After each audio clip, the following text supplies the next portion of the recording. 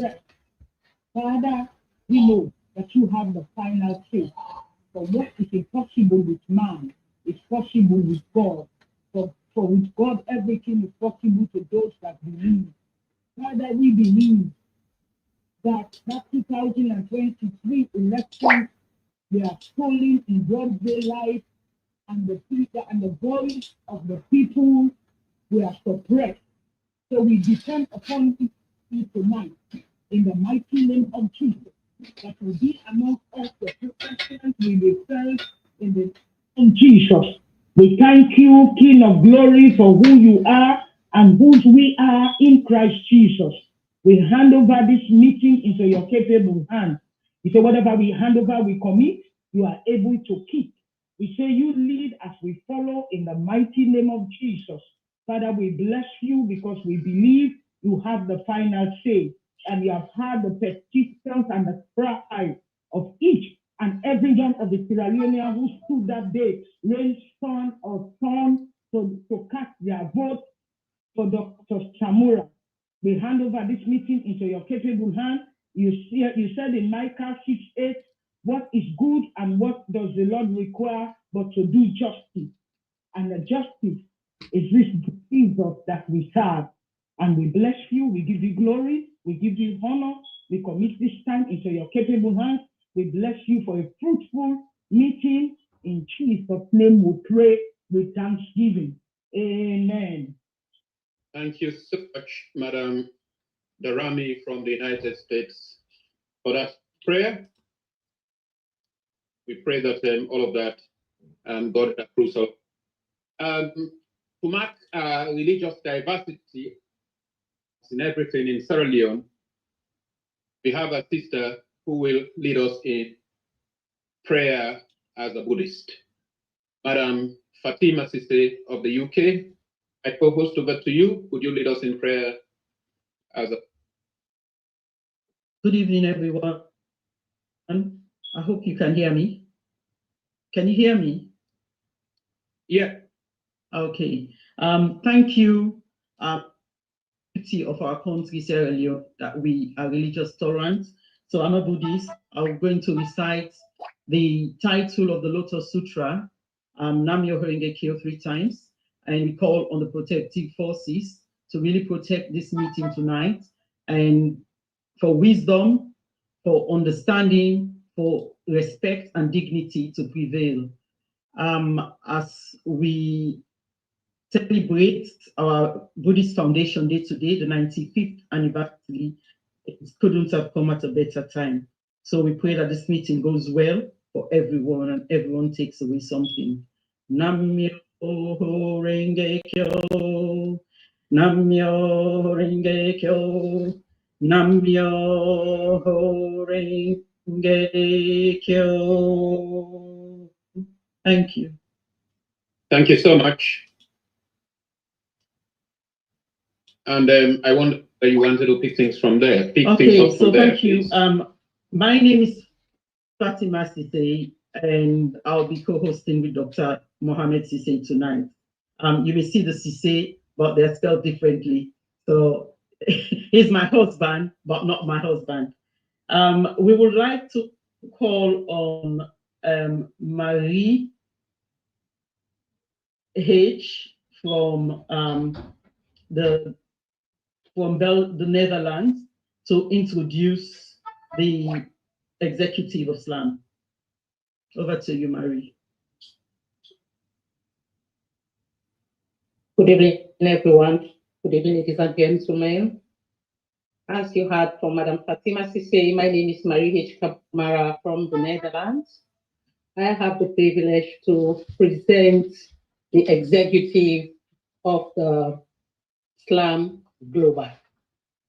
If I may start, I'll start with our DG, Dr. Alfred A. Bernard Fuller from the United Kingdom.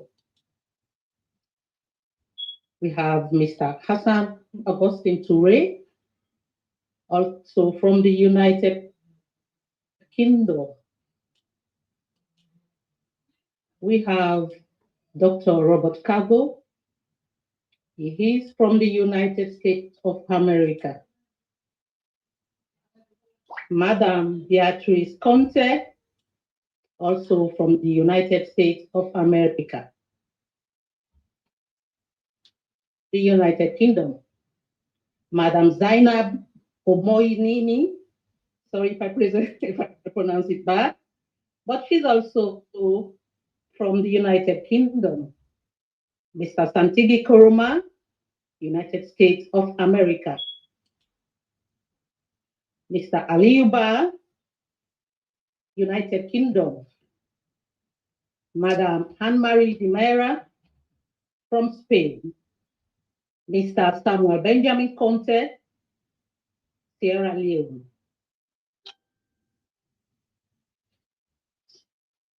Mr. John Conte, the Netherlands.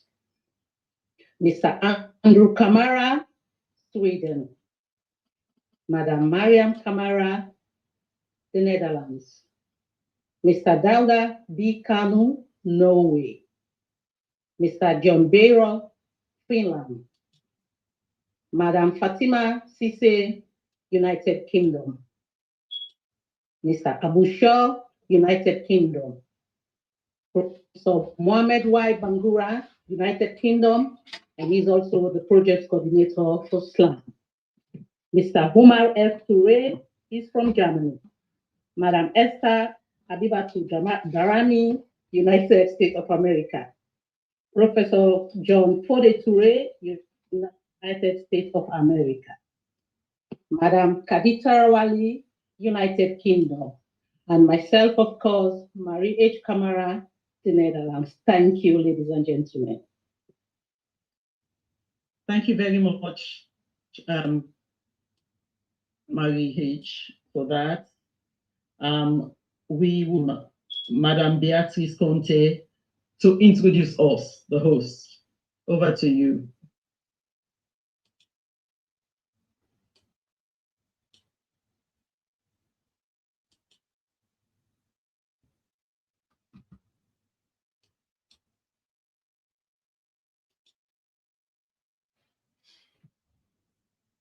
Is Beatrice Conte there?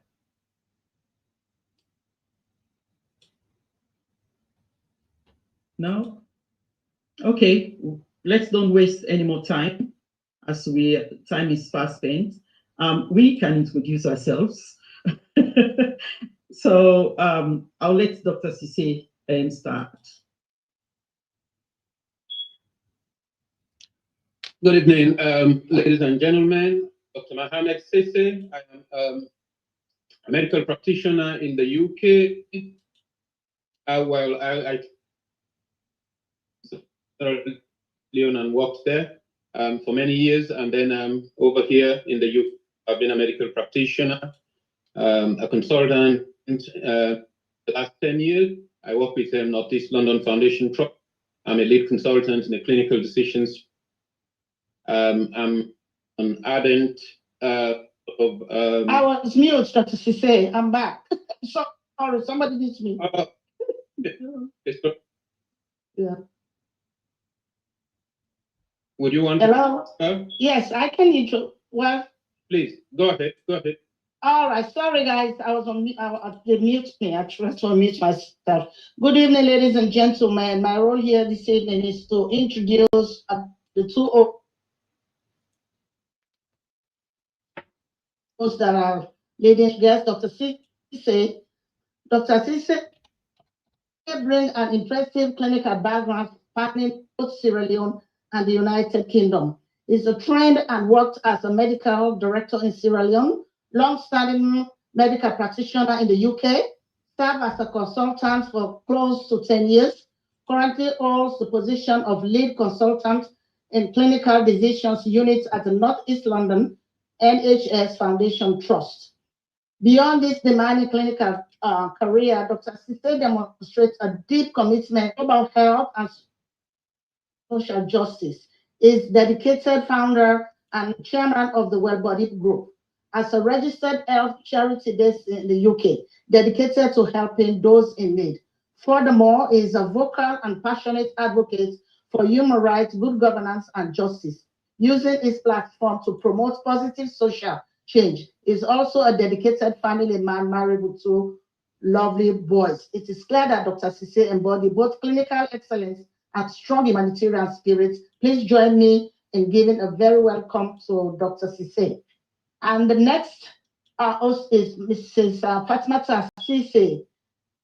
Mrs. Fatmata Sise is a Sierra Leonean by birth, an accomplished professional currently based in the UK. Fatima has dedicated her career to the vital field of education and lifelong learning. Her professional mastery includes working as a qualified assessor and quality assurance officer. And she currently utilizes her expertise as a skill coach for one of the UK's foremost training organizations. She has a master's degree in sustainable development and a graduate degree in the humanities and social sciences. Her core interests include the environment, peace, politics, and sustainability. It is this dedication to sustained empowerment from the classroom to global policy issues that make her a perspective so valuable today. Please help me welcome Mrs. Fatima Sise. Thank you. Thank you very much for that amazing introduction.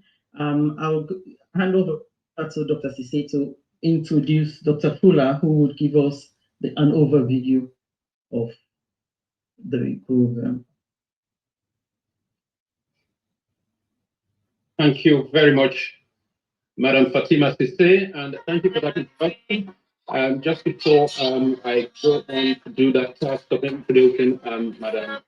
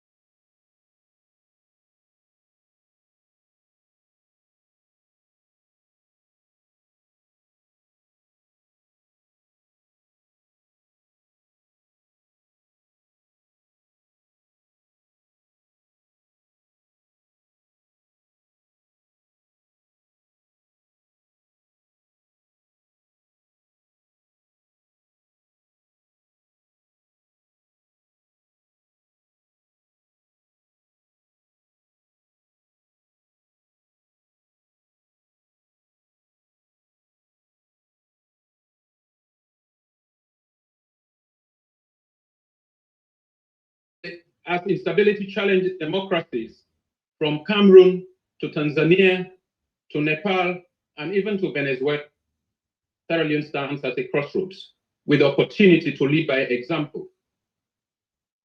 Our task tonight, colleagues, is twofold. One, to insist on renewed commitment to democratic integrity, and secondly, to ensure that the Tripartite Committee becomes a genuine look for stability, justice, and national renewal. With those few comments, I wanted to thank everyone. We wish this particular program to very nicely so we can take away some lessons. With that, I have the opportunity of welcoming Dr. Binod Fuller, who is the Director General. He is a leader. He is a big democracy advocate. He is a human rights activist. He is a married gentleman, and he's a champion of justice in our community. With those people, I wanted to take the opportunity. I have the unique opportunity on Dr. Fuller to flesh out this night. Dr. Fuller. Thank you. I'm sorry, guys. I'll be missing now, but I don't have arena issues. No, sorry, guys. So I can hear you now. Yes. Good evening, distinguished guests, fellow Australians, esteemed leaders, partners in civil society, friends of truth and democracy from around the world. As mentioned by Dr. Cisse, today's theme is Sierra Leone's democracy at crossroads and case study. The imperative of fully implementing the Tripartite recommendations. Tonight, we meet not in comfort, but in convenience. We gather here not as members of a party or movement, but as a community of memory, of mission, and of moral obligation. For we are the children of a nation that has bled for its survival, and yet still believes in its future.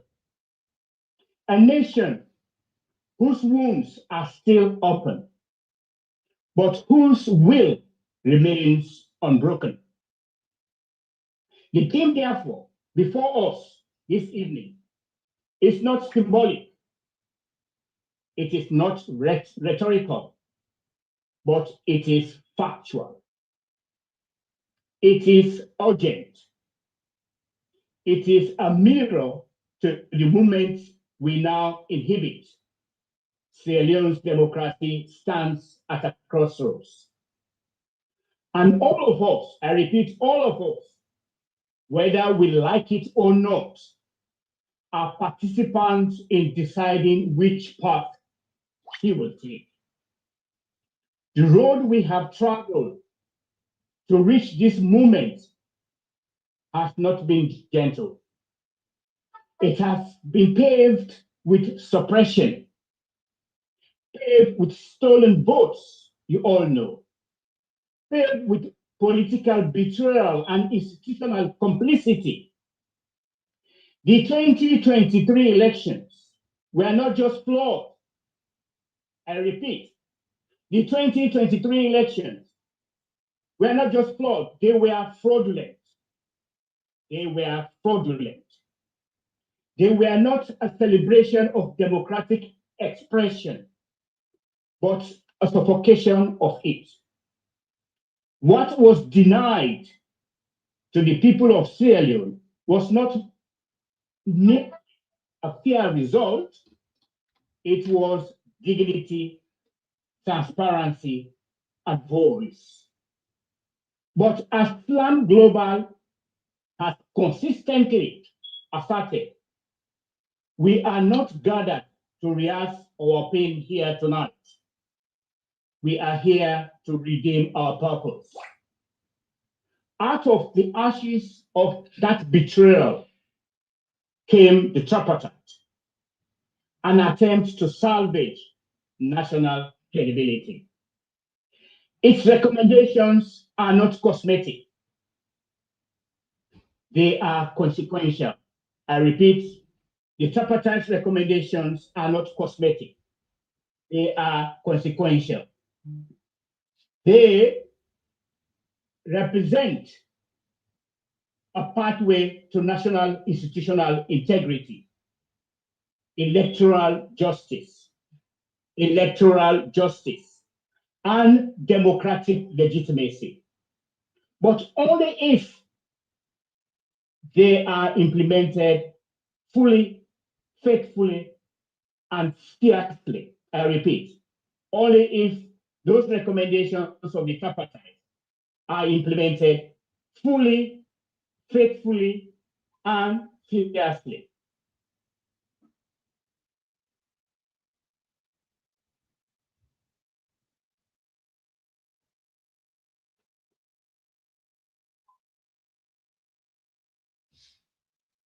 In the past months, this country,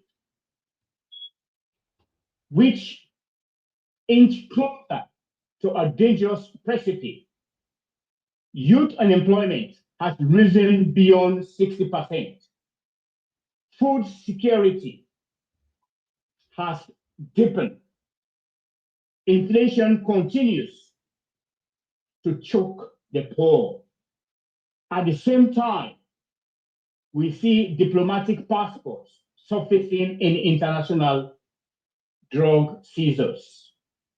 We see the names of state officials whispered in corridors of criminal enterprise. And we see a class insulated from hardship, preaching unity while practicing exclusion. But unity without justice is not reconciliation.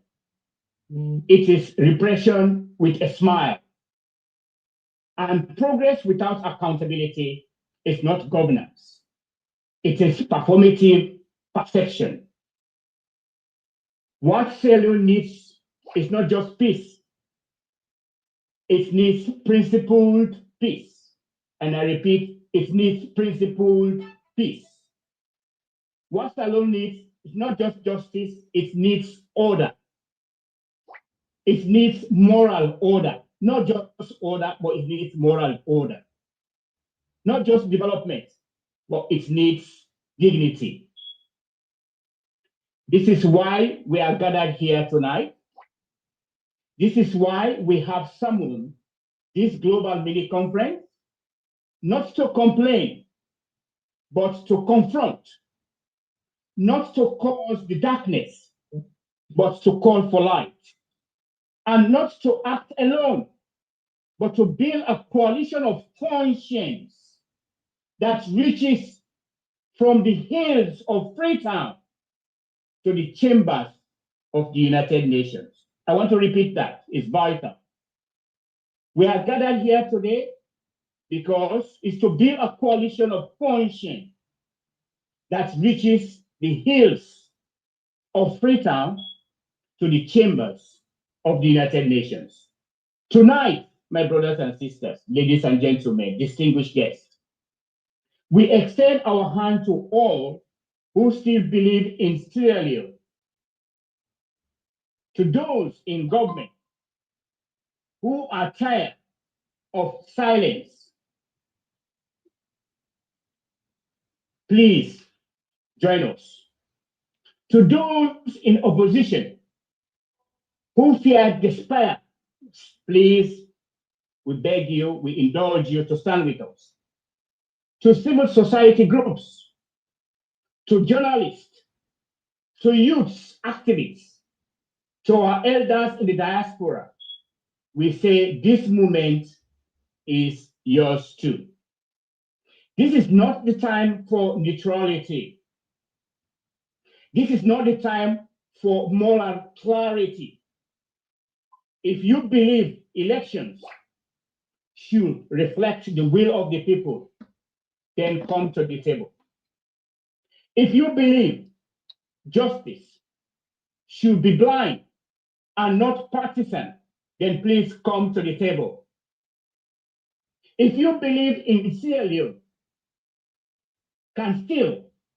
if Sierra Leone can still be saved, not by violence, not by vengeance, but by vision, then please come to the table. For far too long, our politics have been about self-preservation. It is time to make them about nation preservation. It is time to make them about nation preservation. About public service over private gain. About truth over tribalism. About courage over calculation. We do not claim to be perfect. We claim to be principled. We are not saints, we are citizens. But we are citizens who refuse to look away, who refuse to stand silent, who refuse to surrender our country to those who have mistaken power for impunity. This is the crossroads, ladies and gentlemen. This is the crossroads. This is the hour. And history will not ask us whether you were comfortable. It will ask us whether we were courageous. So let us be courageous, my brothers and sisters, distinguished ladies and gentlemen. Let us amplify the tripartite recommendations until they are not just headlines, but implemented to the law, to the letter, and fully. Let us fight for a Sierra Leone that is worthy of our ancestors' sacrifices and children's dreams. Let us do together with faith in our people and with hope in our institutions and with fire that no dictatorship can extinguish. I thank you. God bless you. God bless the Republic of Sierra Leone. And may history remember this night as the beginning of our national renewal. I thank you. God bless you. Thank you so much, Dr. Fuller, for that wonderful, wonderful opening and overview of this meeting. There are key things that you highlighted there. You know, this is the crossroads. This is the hour. Are we going to stand and fight? Are we going to work together? Are we going to amplify the tripartite recommendations so that we build a nation of coalition of conscience? I like that. If Bernadette, Ms. Bernadette Cargo is there, can you please raise your hand because you'll be the next speaker so that you can be spotlighted. I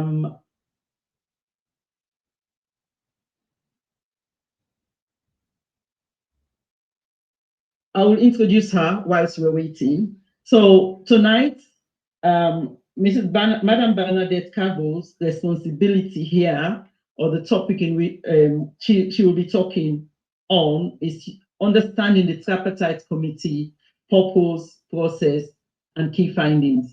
Our speakers have got 5 minutes or so to say something on each of the topic that they've been introduced to talk on. So Madam Bernadette Cargo is a Sierra Leonean, and her background is in, she's got a legal background, and also she specialized in legal administration. We know Osamu now do it for Osamu. Why Osamu? Osamu don't say. Hey, don't tell any Osamu. Yeah, Osamu.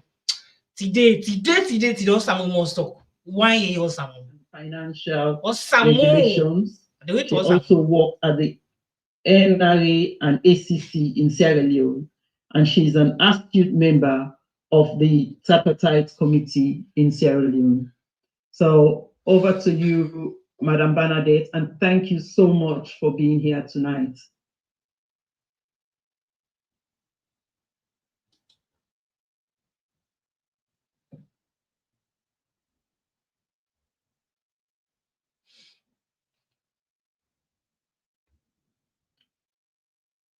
Okay, if Madam Bernadette is not here already, can Dr. Sise please introduce the next speaker, Mr. Air Martin Monde?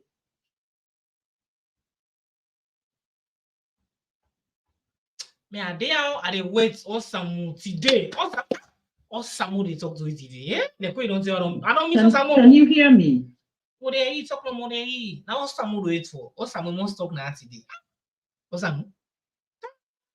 Let's try justice. One note who said let's try justice. Hello, it's when they defend this veto. One know exactly who said they defend this veto. Yes, yes. Everyone is muted. Get to me loud and clear, madam. Okay, so Dr. Sise, I think you can introduce Mr. Air Martin Monde, the next speaker. Yeah. Some bets so as now some bets now do it for. Some bets. What a mistake to some species they have. You know, the alone also known as listing or some they can talk now.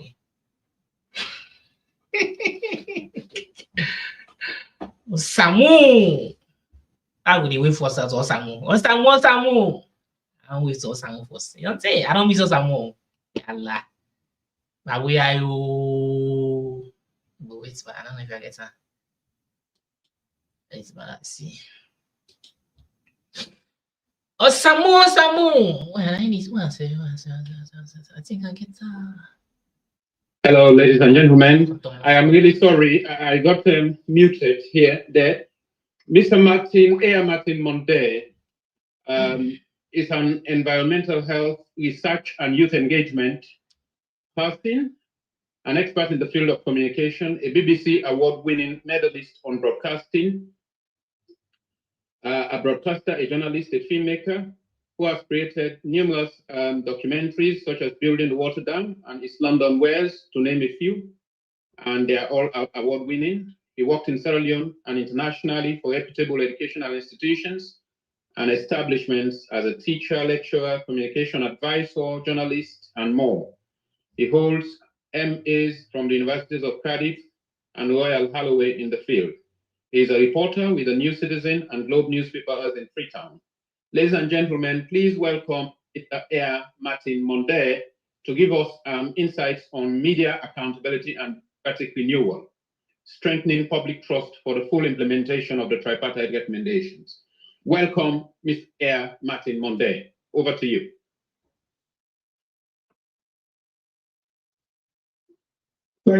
Thank you very much, Dr. Say, and I'm most grateful to the big national audience we're facilitating. In terms of media, I'll tell you two things. One, the media has taken up to the tripartite right from the get-go.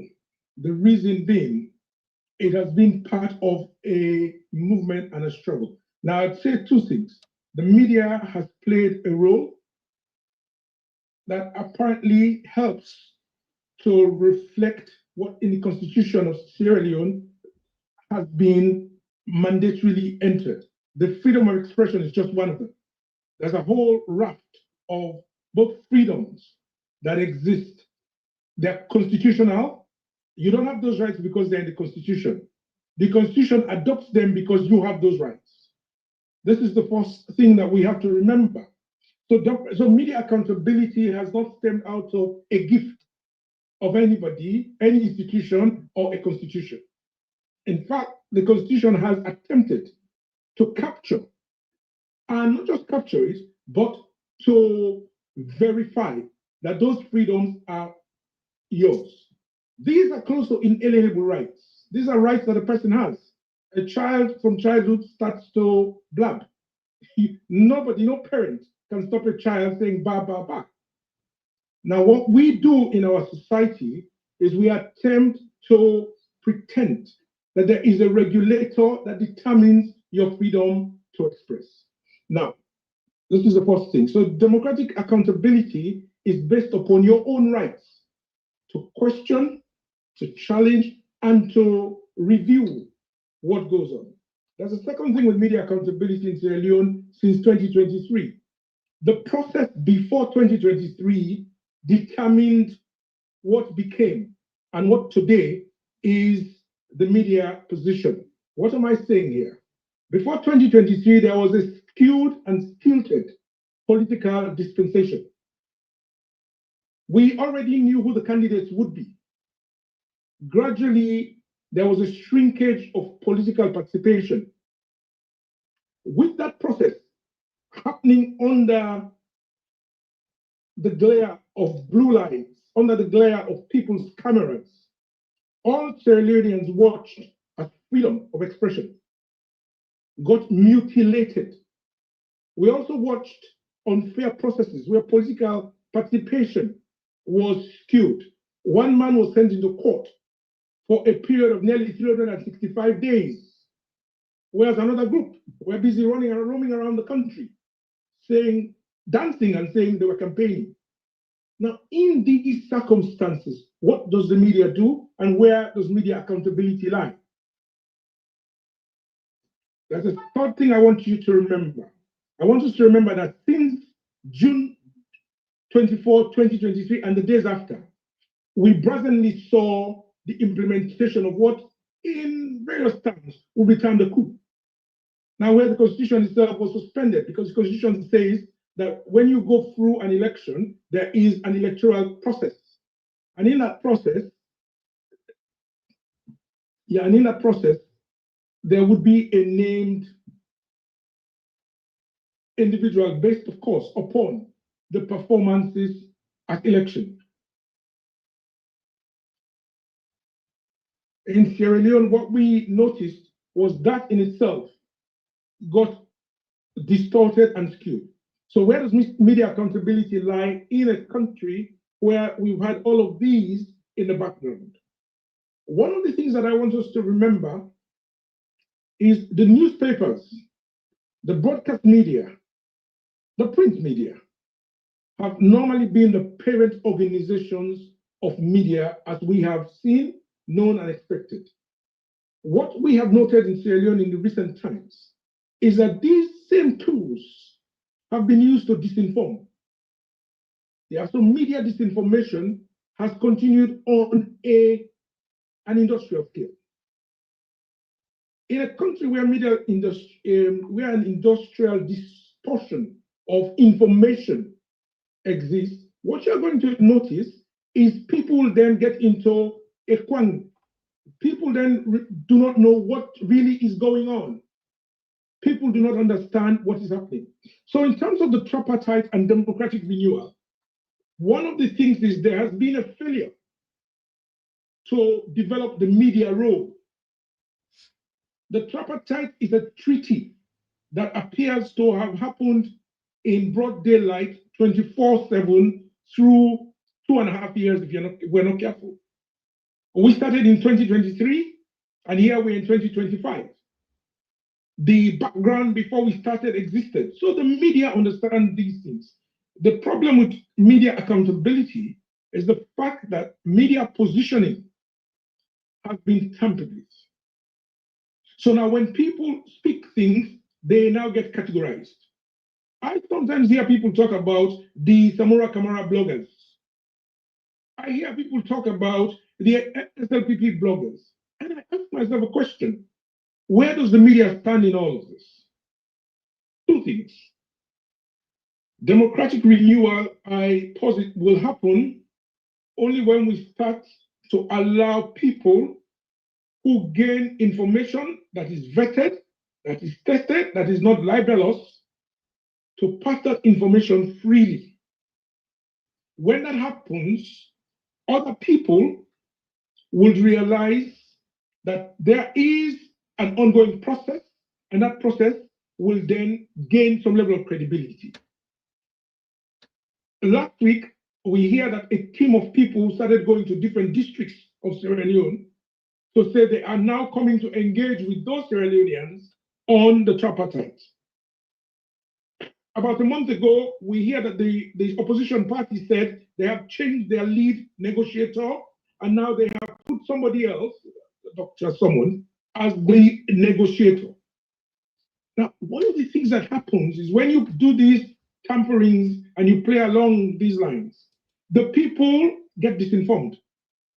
So there is a process of deliberate disinformation that is continuing in Sierra Leone. And this process is to undermine the validity and the veracity of the recommendations.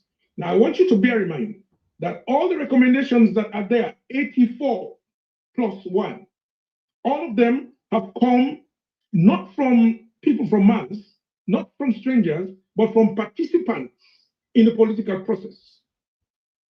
Because of that, we must realize that as media, all we have to do is to publicize every chunk, every piece of this information. If we publicize every piece of this information, some people say they are 80, some people say they are 84. The very fact that people are arguing about numbers implies we have never publicized all. So my first challenge to the media in Sierra Leone, especially to people who publish, both in terms of broadcast and print, is to go tomorrow and publicize everything that is called 85 tripartite points, so that everybody who is Sierra Leonean knows what those 85 points are. If you decide to publicize 84, publicize them. In countries like Britain, what we have learned is that every time you try to conceal information, you lead to a throwback. In Sierra Leone, they think it causes disinformation. No, it causes suspicion. And so now the tripartite and the leaders of Sierra Leone are looked on with suspect eyes simply because of this process in which they have tried to truncate information. I go to the second point. My second point in this discussion is treaties and what makes treaties work in Sierra Leone. You see, Sierra Leone has a long history from 1961, when we have made treaties with different parties. We've made treaties with the British government. We've made treaties with the United Nations. Every Sierra Leonean remembers the ICC and the court in Sierra Leone because it's residual. The flames burn in Freetown. This is the result of treaties. Other people remember Sankor and how we ended that blood war, the very big civil war, treaty. In the end, this man was brought into Freetown, Sankor, and made vice president. And this was part of the process of ending that war. Now, so what I challenge Sierra Leoneans is for us to remember that the media accountability would be that the media has to make the people of our nation see that treaty has been a regulatory process politically in Sierra Leone. And this is how Sierra Leoneans have dealt with every conflict that has happened in their country, bar the initial 1967 elections. Apart from the 1967 elections, which in itself created a treaty with Guinea, and Guinea sent troops into Sierra Leone as well.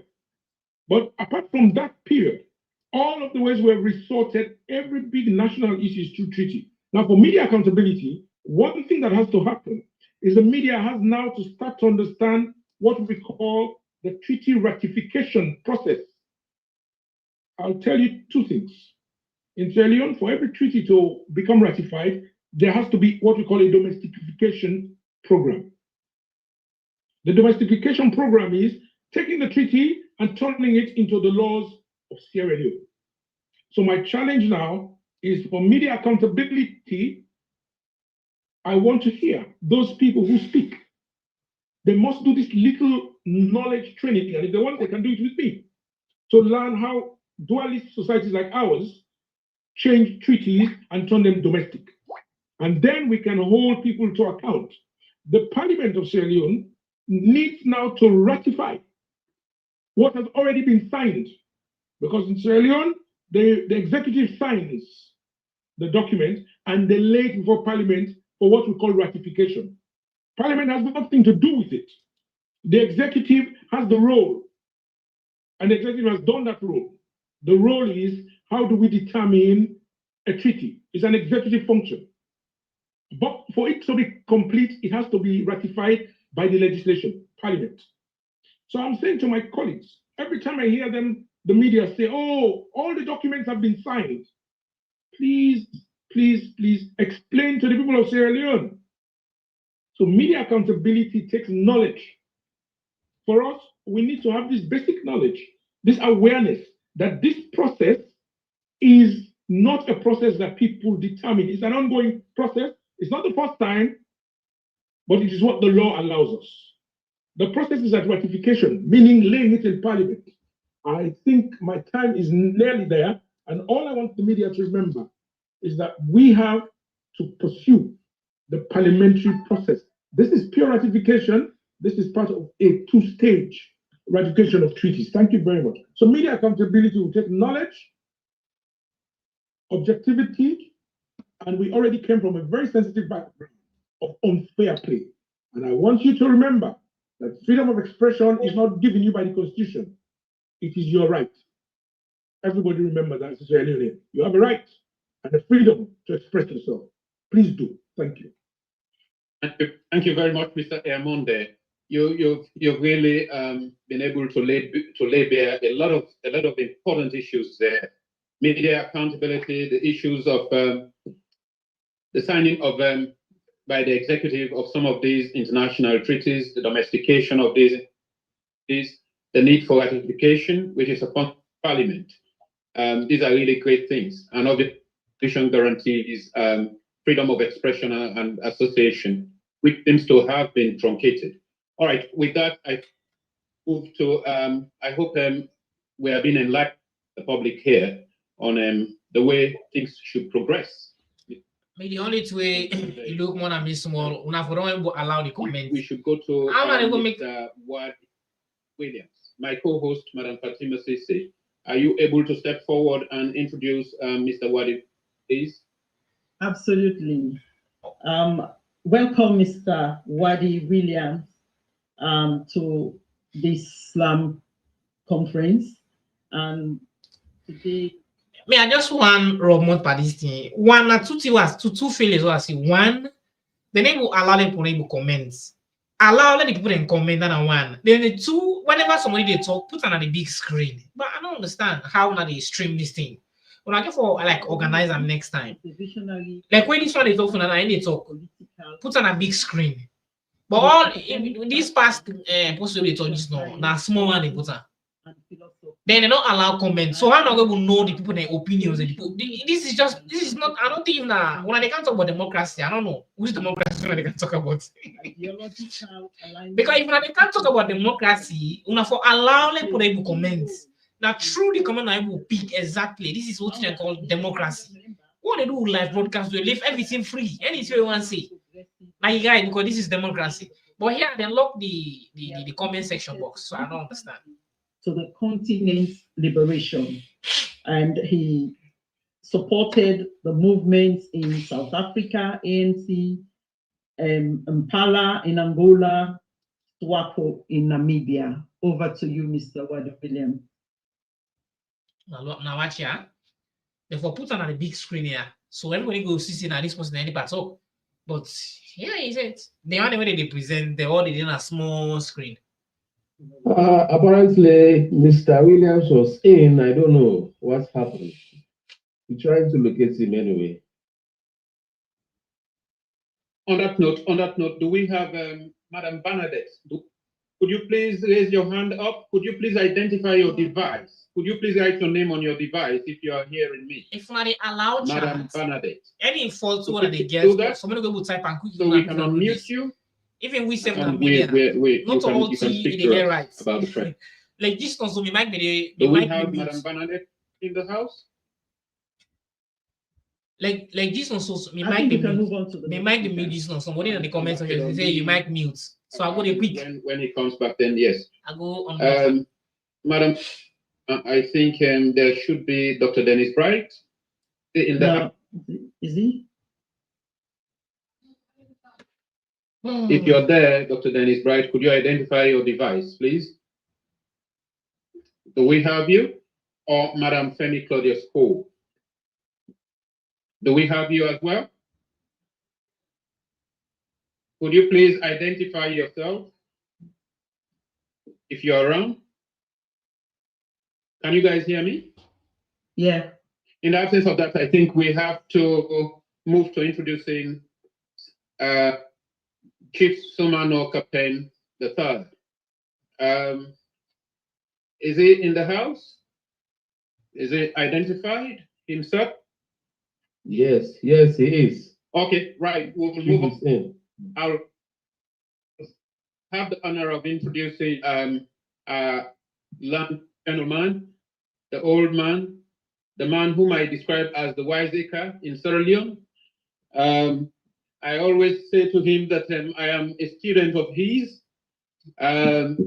Chief Samura obviously was born in Sierra Leone, and in the days when Probert College was affiliated to the Durham University in the UK, that was when he did his education there. He got his bachelor's there. He's a well-respected senior personality in the sphere of politics in Sierra Leone. He started public career, say, in the late 60s and rose to the position of permanent secretary by the 80s.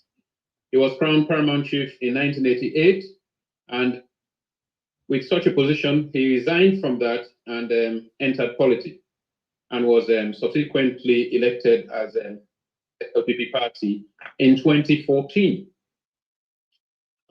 Chief Samura Kamara, like I said, is one of the wiseacres in the country, and we are here today to learn from him. The country needs his experience.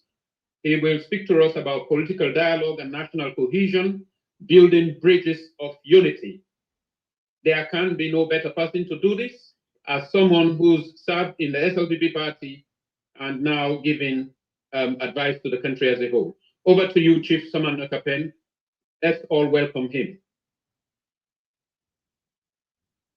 Thank you very much. I'm highly honored to be given the opportunity to participate in this unique symposium. From what I've heard from the participants so far, it has been a warm and lovely evening. I love every part of it. My task is to make a statement on the two compelling perspectives, this political dialogue and national cohesion, building of bridges for unity. My statement will be very short and well thought out. It will take into account the political and philosophical fundamental basis. Political dialogue and national cohesion are very important skills, powerful tools in the game of power. To learn and master them, you need to develop the ability to recognize the specific problems that are peculiar to the nation's body politic. The common challenges in most states stem from the political, regional, and ethnic divisions within the state. Almost all states in Africa are fragmented in cleavages, and Sierra Leone is no exception. Taking Sierra Leone as a case study, the cleavages are ethno-regional and political. Even more perplexing, they do not cut across or they are not vertical, but horizontal to the administrative boundaries. You get me? And that is very tragic. For example, the North is predominantly chimney. The western region is also predominantly chimney. But you have the other smaller tribal groups, the Limba, the Susu, the Yolunka, Kurako, and the Creoles in the northwestern region. But from early time, the chimney, which is the dominant tribal group, they do not pursue a policy of assimilating the smaller tribes. Rather, they allow them to maintain their identity. Whereas in the South, the policy of assimilation was very ripe at an early time.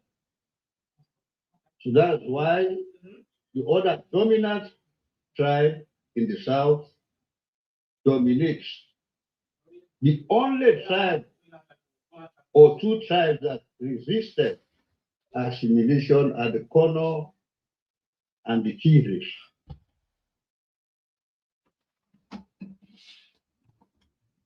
If we check, almost all states in Africa are fragmented, including Sierra Leone. That I've already said. Even of greater concern is the fact that the two major political parties from the time of independence, the APC and SLPP, are patterned to tribal and regional rights. Consequential to this, the ethnic and regional rivalries have long possessed our nation, that is Sierra Leone, filling it with political violence, bigotry, drain it, and often with human blood, loss of property, and putting it on the spell of despair. That is the fate our country is facing.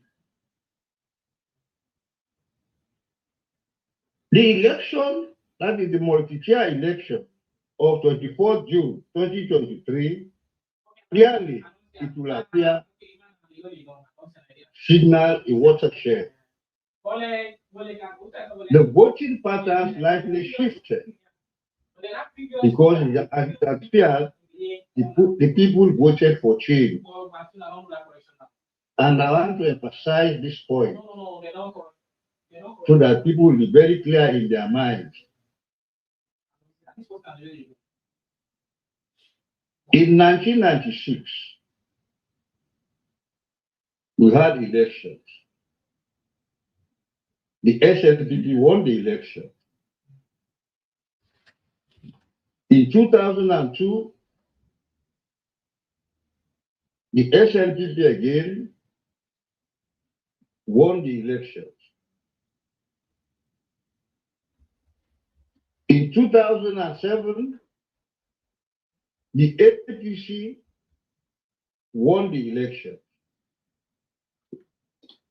In 2012, the APC won the election. So each of the parties has served 2 terms each. What I want people to note, and it is of very serious importance, in 2018, the SLPP won the election. Yes, guys, In we say like 2023, it is claimed by the I just want to clarify this time, guys. This person is also that is the 2023 election. let me just show you something, that guys. the SLDP lost that election. It is Anaya, but now little. So this is the key Now little so aspect na see Anaya this white that side Sierra Leoneans because we did talk. So must one have on to this the reflect yeah. on why No see na did the people vote for a change, or did the people vote purely on political or tribal consideration? So any political analyst, he will come to the conclusion that it was for a change that the people voted for. And that is the crucial point.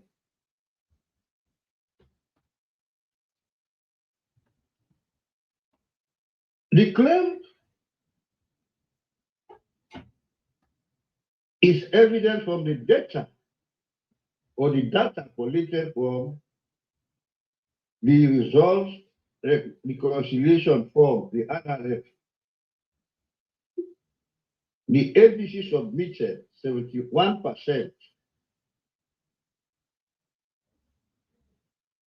to the Tripartite Committee for verification.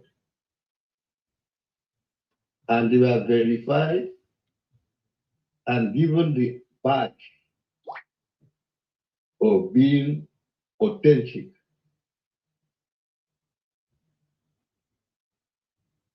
Now, specifically, I'll give you synopsis of what unfolded after those elections. The chairman of ECSL on 27th June 2023 declared the incumbent as winner. The ABC party rejected the result that they did not reflect the will of the people. The observation teams, both national and international, the international, principally the EU and the Carter Foundation, claimed the elections were fraught with irregularities.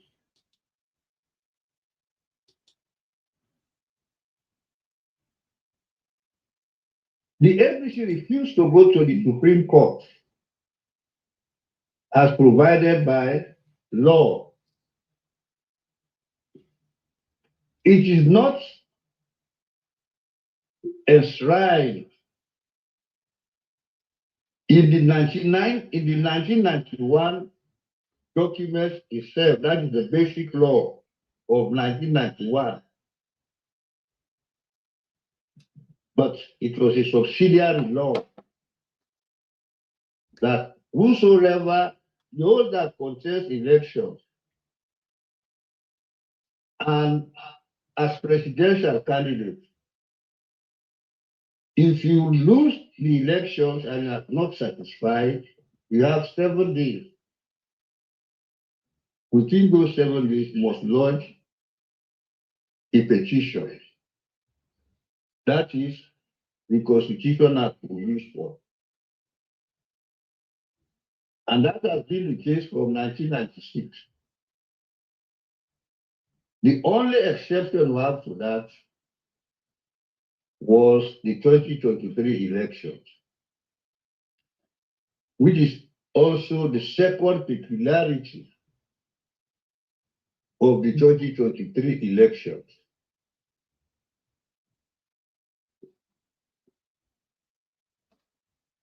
The first peculiarity that had informed the members of this symposium that the incumbent was declared winner and the opposition party refused to accept the elections because of the conviction that it was rigged and therefore did not reflect the will of the people.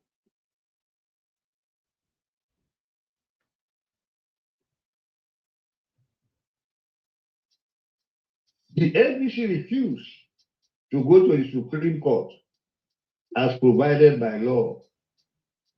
They took the unprecedented decision to boycott from any participation in governance. The boycott led to a stalemate or impasse. After a back and forth effort, the government and the APC party agreed to resolve the impasse through dialogue, culminating into the signing of the Agreement of National Unity, that is the ANU, at Bintumani on 18 October 2023. It is from that we take a critical look of political dialogue as a strategic tool to resolving political disputes for the first time in the history of Sierra Leone, and even in our own sub-region. For a political party not to go to the Supreme Court, but rather take an unconventional position to exact its right.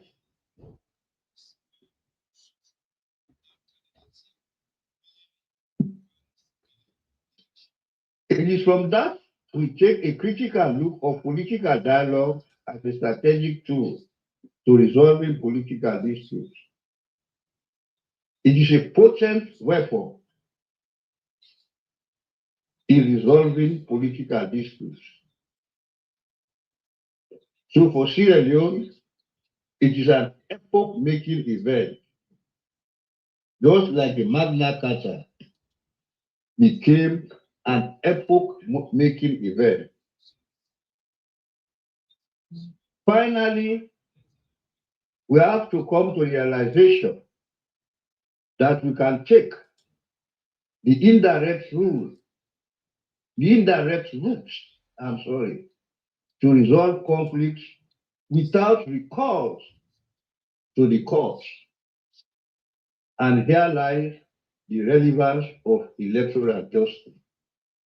Let me just clarify this position. Traditionally, when they declare someone as being the winner in a presidential contest, you, the opponent, if you are dissatisfied, you go to the Supreme Court. That is the provision within the domestic law. But here we have something unconventional. When the APC lost, they presume the APC lost, but they had confidence that they had won those elections. They did not go to the Supreme Court, but rather took an indirect route. And it is that indirect route that has culminated into the Tripartite. And what most people don't acknowledge or seem to understand, that the two main parties to the Bintumani conference, that is the government of Sierra Leone and the APC, they agreed and signed the document, which in law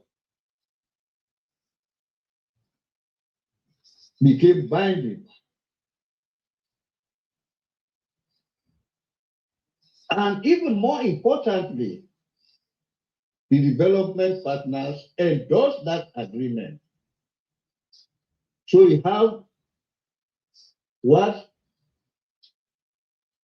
the legal luminaries term as the consensus ad idem.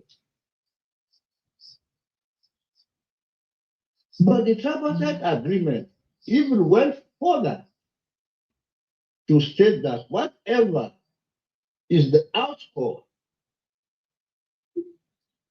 in the form of recommendations to that agreement will become enforceable in law.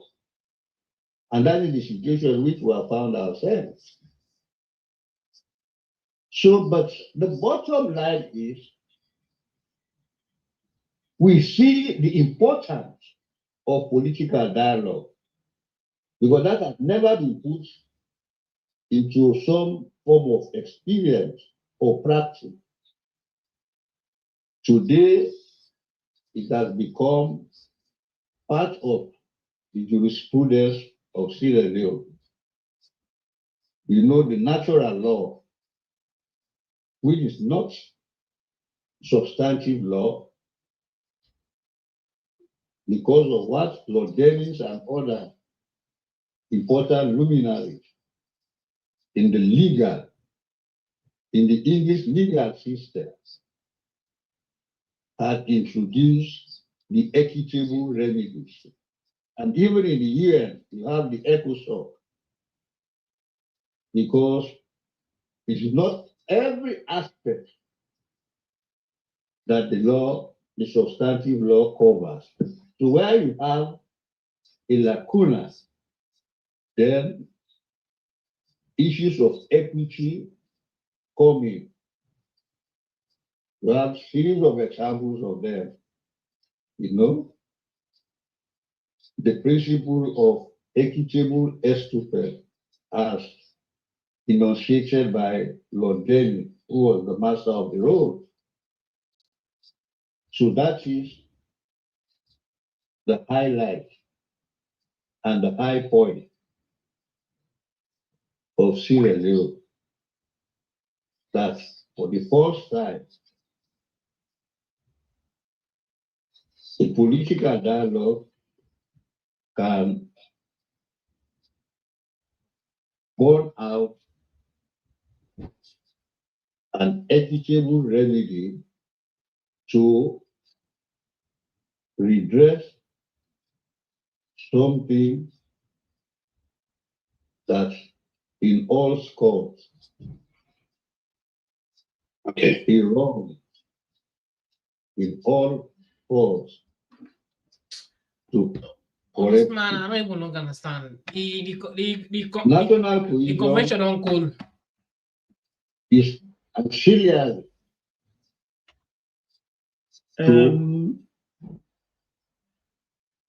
is ancillary to political dialogue. Chief, do you have much more to go, Chief? This man is No, I've already come to the finality of my statement. I'm just trying to. So because of time, I want to thank all of you that have participated in a collaborative way to this very, very important symposium. I wish you the best of luck. It is very inspirational, and I hope you will continue in that endeavor. I thank all of you. Thank you very much. Thank you very much, Chief, for taking us through the historic trajectory about eco-regional compartmentalization and all the rest. But most importantly, the issue of the tripartite as an alternative dispute resolution mechanism for dialogue. We hope this will be used thoroughly as well as everywhere else. We'll learn. With that, I think we should go quickly to Madam Fatima to introduce Madam Fatima Babi. But we are on pressure for time. We'll try and keep it very, very short on that segment. Over to you, Madam Fatima. Good evening again. So I've got this honor to introduce Dr. Fatima Babi.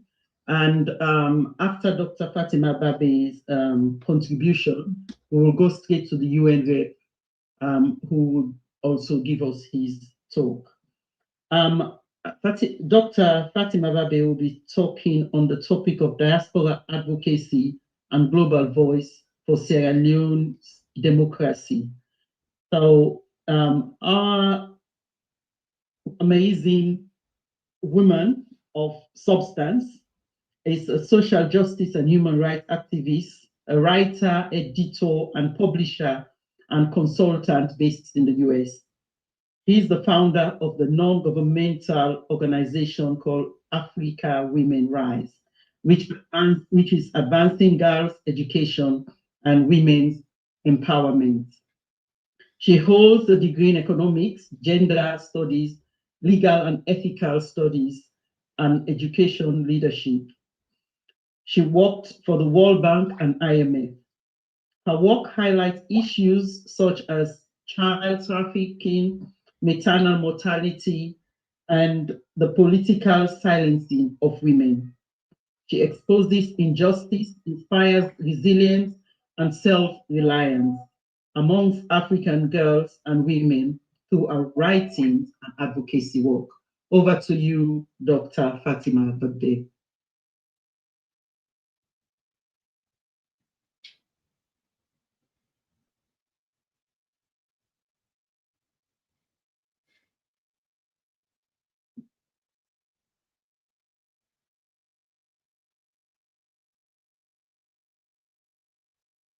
You need to, they need to unmute, doctor, please. Can you?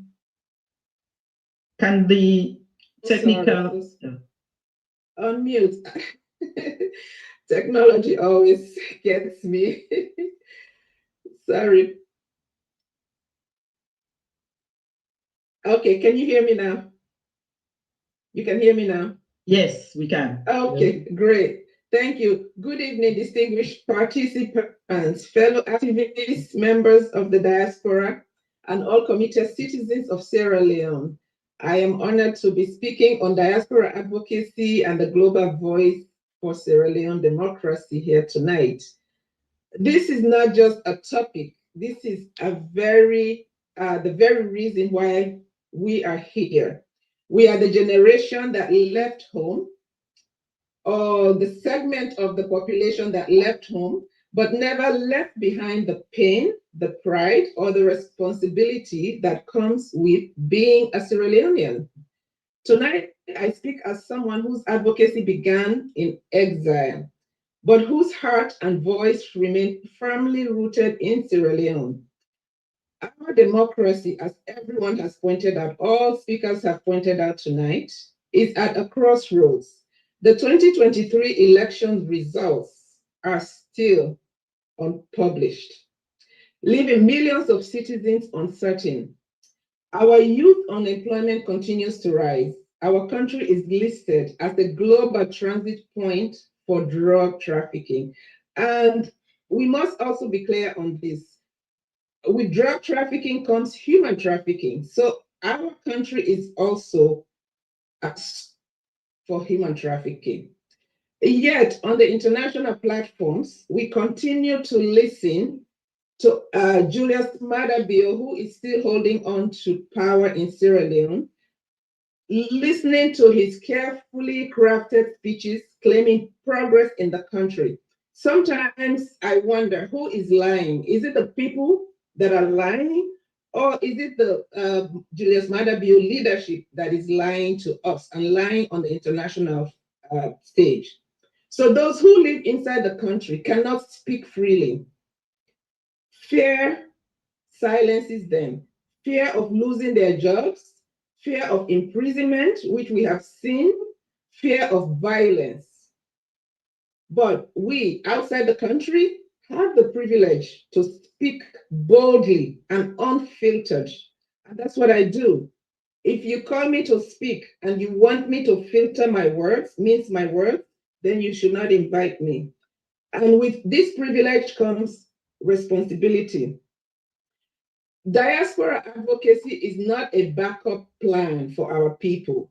It is the lifeline of democracy in Sierra Leone today, because as we all know, our people are being oppressed, our people are being silenced. There is no freedom of speech in Sierra Leone today. We must use our global presence, our education, our networks, and access to international media to demand transparency in governance, including full implementation of the Tripartite Committee's recommendations. Challenge policies that enable impunity, amplify local voices who cannot safely speak, support credible civil society movements, and engage international institutions not as observers, but as strategic partners in restoring accountability in Sierra Leone, but to protect and project their voices. I often say we are the generation or the segment of the Sierra Leonean population with both the memory of struggle and the power of opportunity. Our parents may not have had access to the resources that can help us, but we do. Our children, the future of Sierra Leone, may not yet have the voice. So we must speak for them. Silence is no longer a neutrality, it is complicity. If you're silent, you're part of the problem. You see things happening to our people, unpleasant things, oppressive things, and you decide it's none of your business, you are part of the problem. When truth is suppressed within the country, our global voices outside the country becomes the loudspeaker of justice. We cannot sit comfortably abroad while injustice travels unhindered. We have seen it all around the country every day. The newspapers, the airways, at home. Advocacy from far must not be occasional outrage. We must not wait to react when things happen and we express outrage. We must be proactive. We must be consistent. We must be strategic and relentless. So tonight, I challenge all of us in the diaspora. Use every platform available. Conferences, parliamentary hearings, academic institutions, policy circles, media houses. There are many that I admire right now. Come on Talk, WEAD, they are doing their part, and I admire these guys. So we must build alliances within Africa and across the globe. Move from advocacy to impact-driven intervention. We can't just be talking. We need to start acting. We need to start taking proactive actions that can bring results to our people, if not today, in the future. And hold our leaders accountable, whether they are listening to us or not. That should not be an obstacle to us, that they're not listening to us. Of course, they will not listen to us. But we should not just be speaking in anger, but we should be speaking in responsibility to the next generation. We owe it to the next generation to speak up today. And for those of us who are not in the country, who cannot be nabbed and sent to Pademba Road, it is our obligation to speak. The Tripartite Committee's recommendations are a democratic obligation. Their implementation should be non-negotiable. If this moment passes without action, history will not ask whether we had good intentions when these things were happening. History will ask, did you act? You need to ask yourself that when you are in your own little space alone. Ask yourself, what am I doing to add my voice to what is going on today in my country? So I stand here not as a facilitator of dialogue, but as a witness to truth and as a voice for those whose silence has been enforced by oppression in Sierra Leone. Diaspora advocacy is not a choice. It is our duty, our obligation We must be the generation or the segment of the population that stretches across oceans, not to escape responsibility, but to confront it. Let us make it impossible for the world to say, if we did not know. We in the diaspora must let the world know what is going on in Sierra Leone. And where were you? Let us be able to say, I spoke up, I resisted, I stood up in the diaspora, but not in distance, in voice and in justice and in action. I thank everyone here today. I am learning a lot so far already, and I thank you all. I thank the organizers for inviting me, and I thank you all for being here and adding your voice to what is going on in our country. Thank you, and God bless Sierra Leone. God bless us all. The lioness has roared. Thank you so much, Dr. Fatima Abe. Thank you. Taking us through, you've awoken us to understand our responsibility. And I think that is very important. We are the generation that's going to make the future better. So let's speak out. Let's join forces together. Let's be strategic. I took that. Thank you so much. I'll hand over to Dr. Tise to introduce the rep from the UN.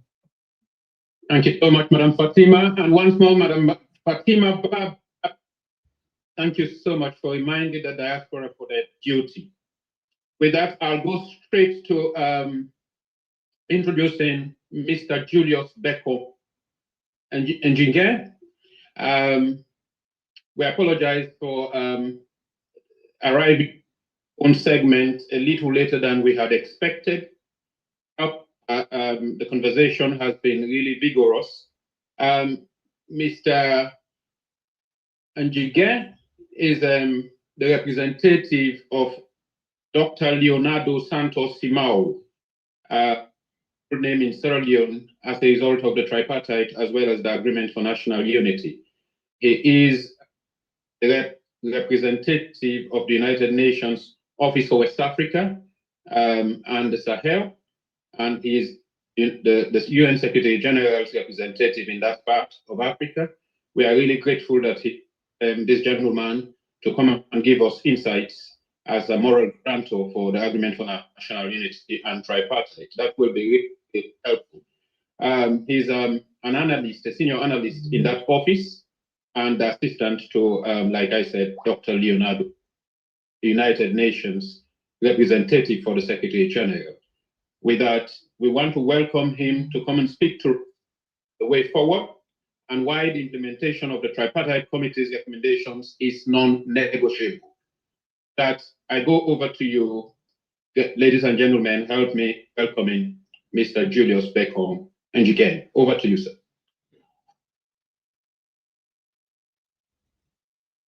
Good evening, everyone. I said greetings from Dakar, Senegal. I am here, as Doctor said, to represent the special representative of the Secretary General for West Africa and the Sahel, Dr. Leonardo Santos Simao, and it is a privilege to talk to you in that capacity.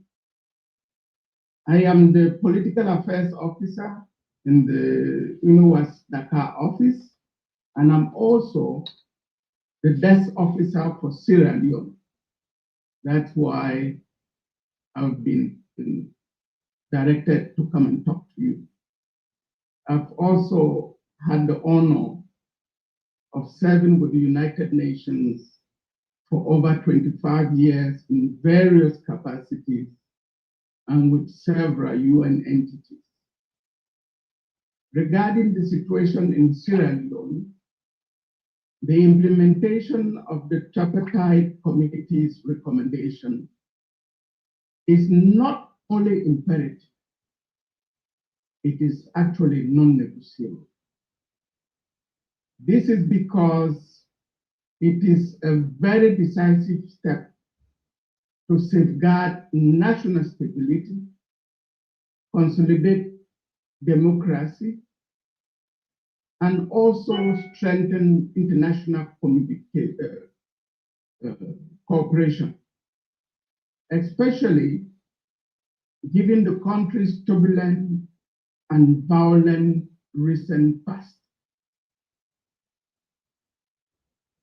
It is for this reason that the international community, through the moral guarantors comprising the United Nations, which is duly represented by the Special Representative of the Secretary General, Mr. Simao. It also comprises the ECOWAS, the African Union, and they all remain fully engaged in monitoring and supporting this process. This is to ensure that the recommendations are fully implemented. It is imperative. In this case, we call on all Sierra Leoneans. They should place peace, national unity, and dialogue at the forefront. Dialogue is essential to resolve contentious issues and to ensure that the spirit of cooperation prevails. Without dialogue, this would not be achieved. All parties must work together, and they have to do this in good faith to overcome obstacles and their differences. Only through joint action can Sierra Leone achieve lasting peace and democratic consolidation.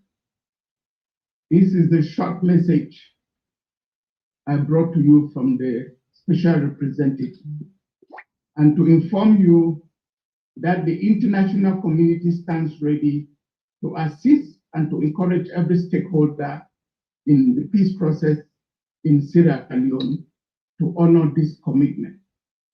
Thank you very much for your attention. Thank you very much, Mr. Njingen. It cannot be louder and clearer. Wanted on behalf of this group and the people of Sierra Leone for you to convey a sincere thanks and appreciation to Dr. Imau for this immense commitment tonight on the non-negotiable position, how imperative it is for, as you've emphasized, for the full implementation of the recommendations of the Tripartite Committee, especially given our recent violent past, as you highlighted. So we are really grateful for this, to use dialogue, and for everything to be done in good faith in order for us to have lasting peace. Once more, we wanted to thank you, and we'll work with your office. Thank you so much for that. Okay, just to let our viewers and participants know that, you know, some of the participants who were supposed to speak tonight are experiencing some technical problems. So some of them have left, want to come back, cannot join the conference. But we've managed to get someone back, Ambassador John Lee. So we'll welcome him. We'll welcome him to talk about democracy in Sierra Leone, gains, challenges, and current crossroads. Ambassador Lee was born in Sierra Leone, where he did his foundation education, and then proceeded to the United States, where he completed his tertiary education in economics, finance, and banking from the University of New York. He's a researcher who has held senior responsibilities in finance in the US and Africa. Former ambassador to the US and was a member of the SLPP party. Chairman, he has been a chair for the African Universities Press in Ibadan, Nigeria. He's now retired. Over to you, Ambassador John Lee. Yeah, Thank please, you. before Ambassador comes in, Madam Moderator, can you kindly ask him to just turn his camera on, if you wouldn't mind, please? Okay, Ambassador, please could you turn your camera on? Thank you.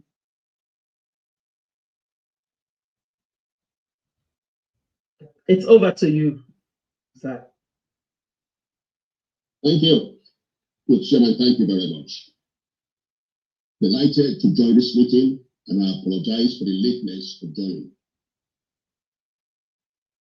I'm supposed to speak on democracy. I start by saying there is no democracy in Sierra Leone. None. We've been trying to copy the white man democracy, but all that's happened is that we've been abusing it. There can be no democracy if there is no kingship among the people.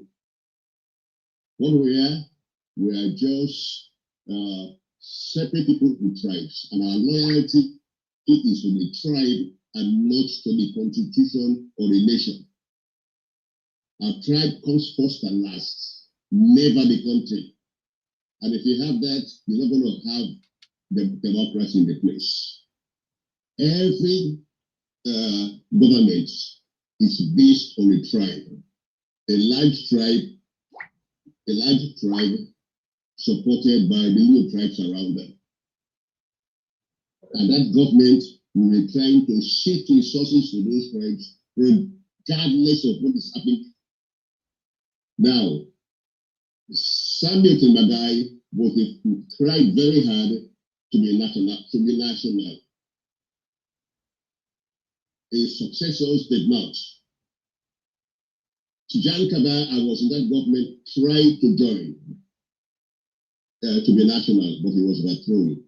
He came back and he tried to do so, but he caved in to the majority tribe in that area.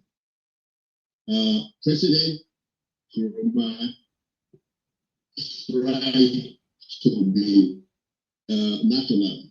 He tried to spread development nationally around the country, and he tried to include people inside his various commissions. When you have one man making all the appointments to independent commissions and committees, then you don't have independent committees.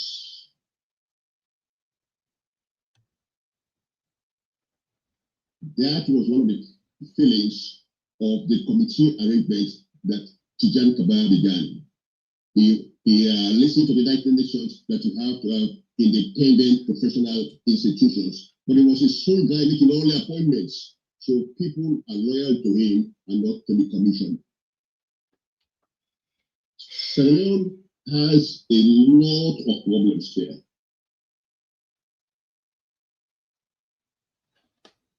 And conquer those problems with a pure democracy.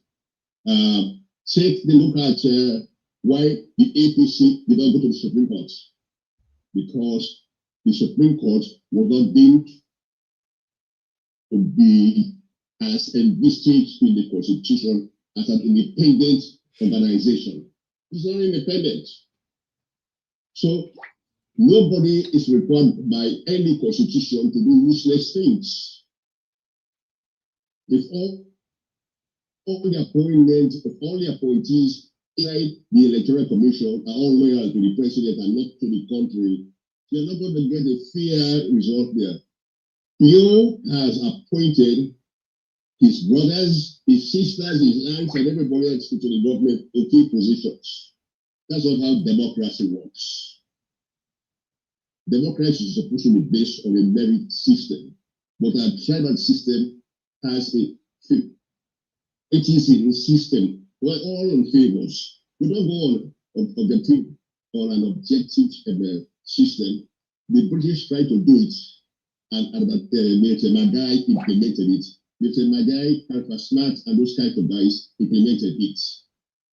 But the time came in when the party had to split, the doctors went one and has remained. And it has been undemocratic since that time.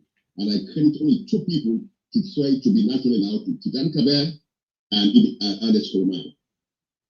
Now, if there's no kingship, there can be no democracy. We have to find a way to kill tribal loyalty that is over the constitution. Some tribes have secret oaths to take, and those secret oaths are superior to them than the constitution.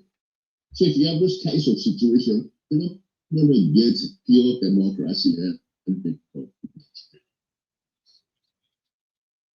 I've been in both parties and I've seen how we operate.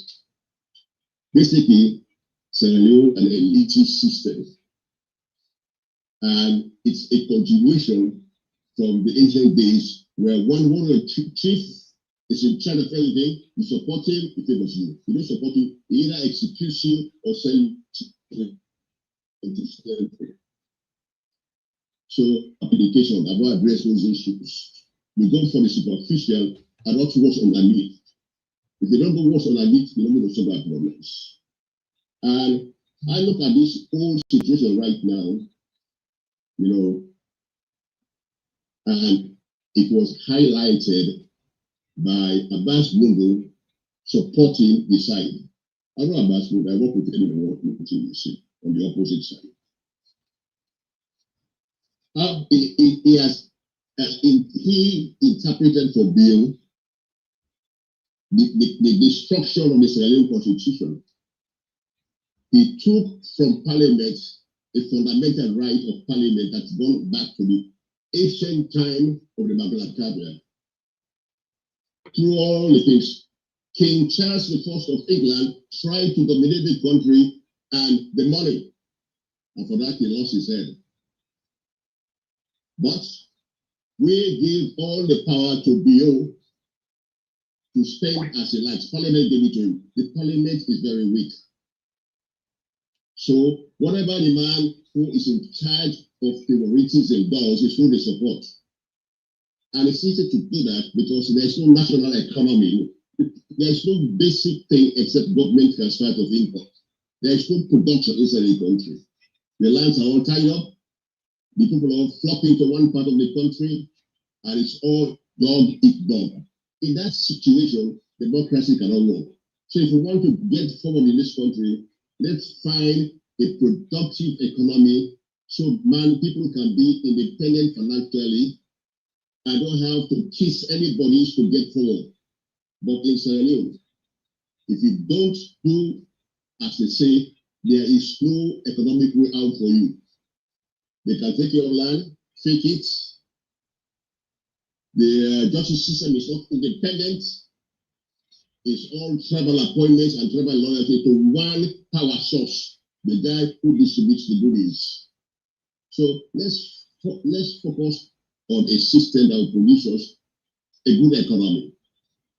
Let's focus a system where if people take their tribes more seriously than the nation, let's divide them into their tribes and let them run their tribe for themselves, and let's take a national system that will take care of that. But right now, what we're doing is that we're glossing over all these superficialities and trying to imitate democracy. It's never going to work. So I say to my fellow Sierra Leoneans, let's find a way to get a Sierra Leone kingship where everybody belongs. It's a long, tall order. It's not to take forever, but right now, people are more loyal to their tribe than to the country. Let us build an economy with independent management, independent, how do I say it? The scarcest commodity in Sierra Leone is objectivity. People who can make decisions on the basis of facts and analysis, not on the basis of party, favoritism, tribe, and such. If there's no objectivity in making certain decisions, the country will never work. There's too much poverty in the land. Why is there so much poverty? Why? I believe the poverty in Sierra Leone is man-made. It's an elitist system, and those in charge confiscate it for their own good, and the commoner is left outside. Some of they suggested power sharing. power sharing will only benefit the elites, the guys inside. Because they all depend on government transfers. They don't depend on a system where you can benefit from your own ingenuity, from your own hard work, from your own perseverance. The minute you start to succeed, you'll have 200 dependents on your back. And if it costs some things, you have to take care of them. So let's go back to our origins and see whether we can create a national kingship. So the man from Bangladesh sees his brother is in Cambia or in Kabbalah as his genuine brother, not because of language differences. That is what we have to conquer to be able to be democratic. The present system doesn't allow for integrity. Nobody can stand up and say 1 + 1 make 2 in politics. Can't say that. If you say that and you are correct, they just need you and put yourself. So to me, there is no basis for the national democratic system at the present time. Anyone will try it, it will fail. Power sharing, the bad guys, they are more. Look, I saw how the bad guy took power from Sami Zemanga. Just like getting the guys and sharing the money. And they all form one party. And they came in, the civil service were meant for people trained in the court of civil service, but they wanted the jobs for his brothers. So he filled the place up, and today we don't have a civil service. We have just, what do you call it? It's a place where you push your brother to make a living. It's not to get the job done. So ladies and gentlemen, we have to go back and see how we can create one Sierra Leone, regardless of tribe. If we don't do that, forget about democracy, find another system. Poverty has to be addressed. As long as the place is desperately poor, a cocaine kingpin can come in the place and bribe everybody, and everybody surrenders. Because life is too hard for the ordinary man. Life is too hard for the single woman. It's too hard for the guys with degrees but no connection. Those are the kinds of problems we should focus on. How do you solve those problems so the individual has personal sovereignty?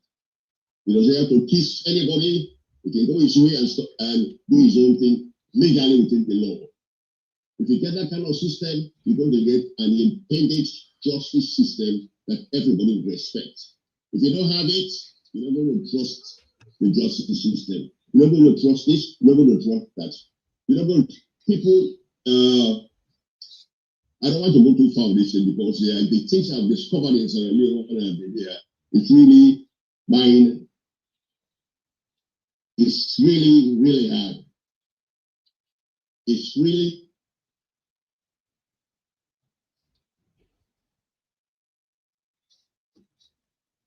we should stop imitating the white man and come home and solve the problem. You know, there are 2 types of Sierra Leoneans.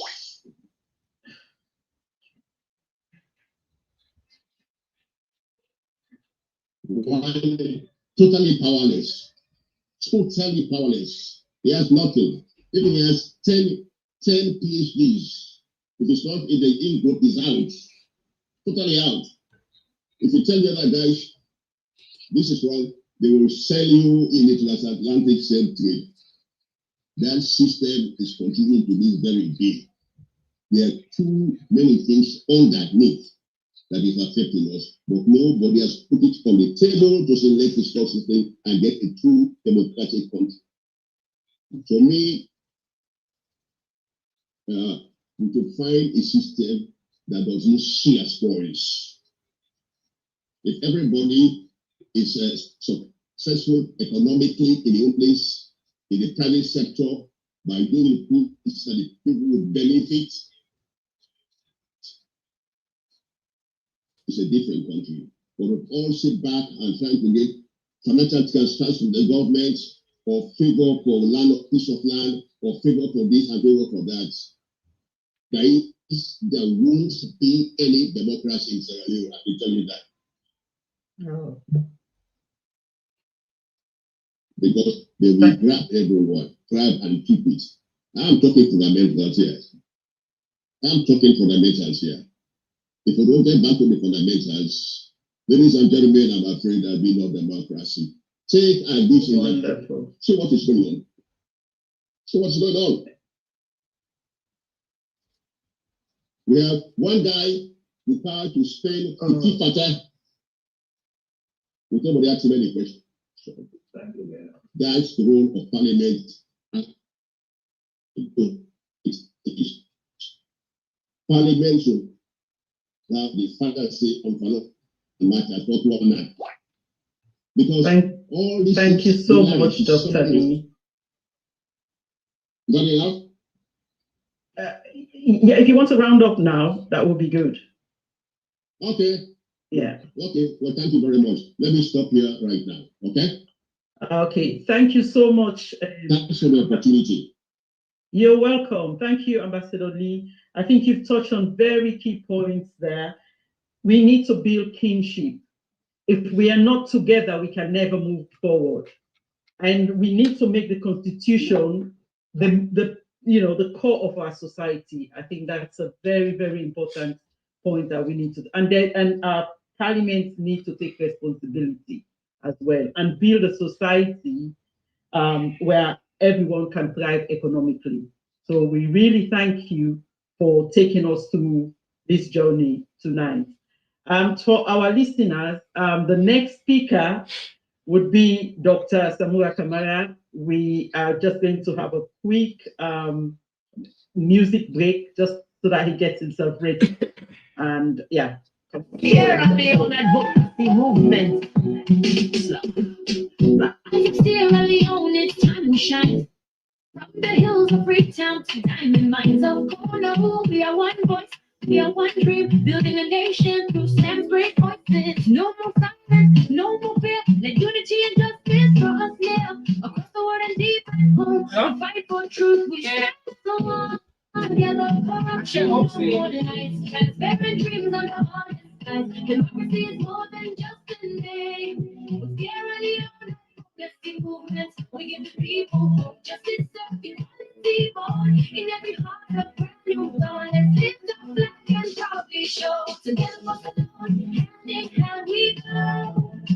For peaceful justice, let the whole world know. From the diaspora to every town, Sierra Leone advocacy movement is rising. We won't back down. Educate, empower, raise your voice today. Sierra Leone advocacy movement leads the way to a brighter day.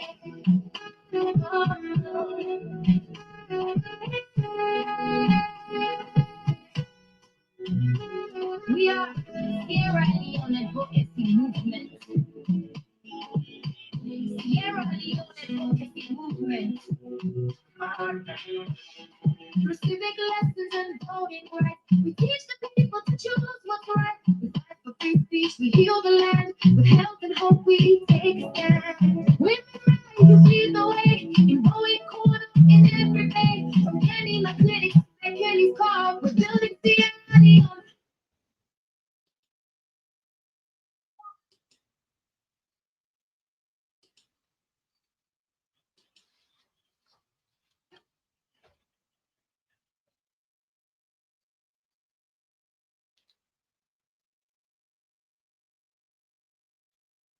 Dr. Sise, are you there?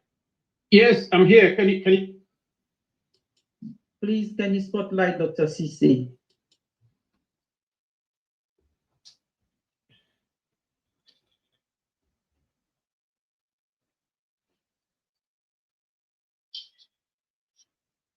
Can you hear me? Yes, we can hear you. Maybe get going. All right.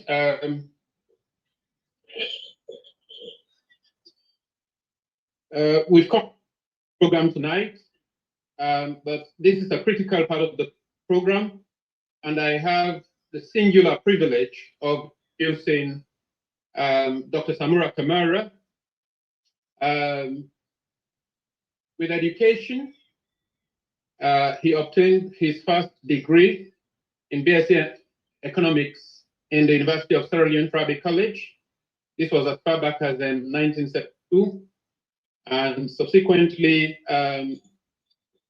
furthered his education in the University College of North Wales, now Bangor University, where he obtained the master's degree and his terminal degree, PhD, in development economics in the same university, this 1986. Career-wise, he served in sorts of capacities, but his early international career, he started with the Commonwealth, where he served as a senior economics officer between 1991 and 1994, and rose to the rank of chief program officer in the Department of Economic Affairs in the Commonwealth Secretariat between 2001, and went to the IMF, the International Monetary, where he served as an alternative executive director between 2006 and 2007. In terms of service in Sierra Leone, he's also served as financial secretary, and actually allow me, His Excellency elect, to give you my personal experience of yourself. I think whilst you served as financial secretary in that department as a student then in the medical school in Sierra Leone, we had problems with our Sierra Leone government grants in aid, SLG. And without an appointment, as difficult as it was, we stormed your office. I think it was locked. Without an appointment, you still saw us, and you did assure us that we flats, and that you will ensure that we start getting at granting aid. And true to your word, that started coming. We wanted to thank you for that. That is what leadership is all about, to the service of people. So he served diligently. It is not about me. And went on governor of the Bank of Sierra Leone between 2007 and 2009. And subsequently as Minister of Finance and Economic Development between 2009 and 2012, and later Foreign Affairs and International Cooperation between 2012 and 2017. So as you would have known, with his political career, served as the presidential 2018 election for the APC, and subsequently in 2023 as the candidate as well. He's held party leadership, and he's been negotiating on behalf of the party. He's been very much involved in inter-party dialogue, and has served as the chief negotiator of the APC in the Tripartite Committee. With his skills and expertise, the main base is development. That is where his academic background is, with a terminal PhD in the field, and he's an expert in mathematics and public finance, very experienced in public financial management, budgeting, and fiscal policy. And in central bank, obviously, he served as governor of the Sierra Leone Central Bank and has strong institutional experience.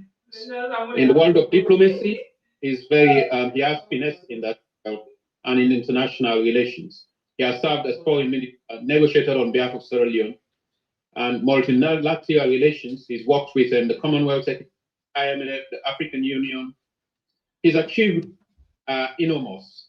He's contributed in the last government, I mean the APC government, the agenda for change policy under President Kuru. He's played a role in the United Nations reform, African representation, in the Committee of 10 in the AU, and I'm trying to reform the United Nations. He served in that. Minister of Finance is overseeing macroeconomic policies that stewardship certainly saw significant economic activity, as we all bear witness to.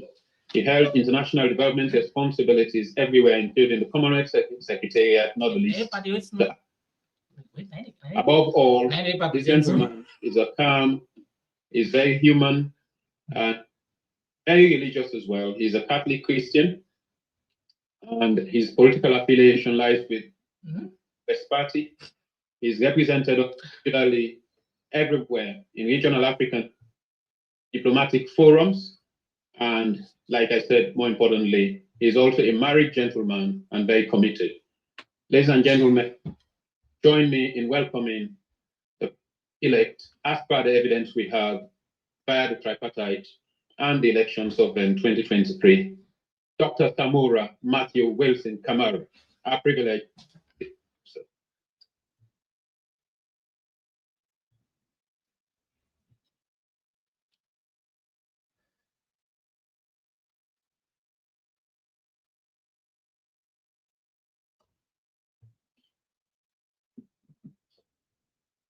Can you hear me?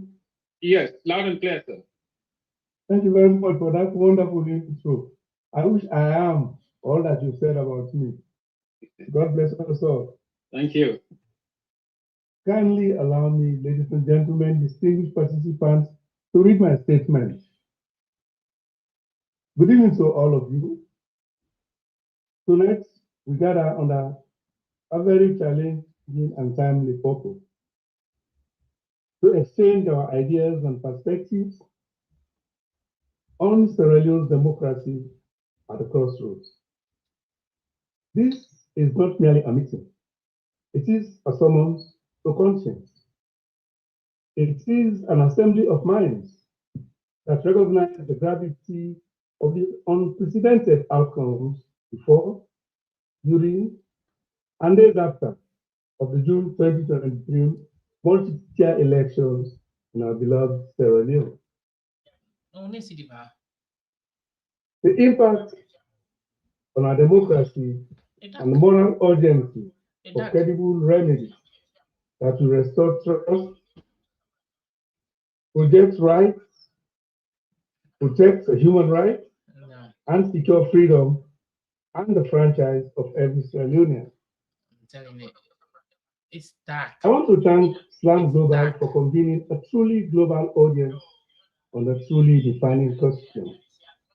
I sincerely appreciate each one of you for agreeing to participate or to follow the proceedings with keen interest. Your deep reflections for Sierra Leone will remain invaluable. In celebrating United Nations International Day for Tolerance, let me admonish everybody that tolerance is not the absence of standards.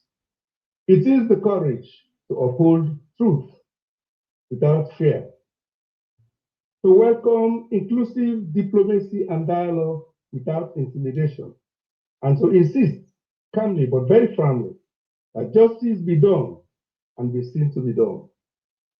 That is why I am here with you, privileged and humbled to listen and to learn. And that is why, together, we must continue to speak plainly and live by the truth, no matter how hurtful it might be.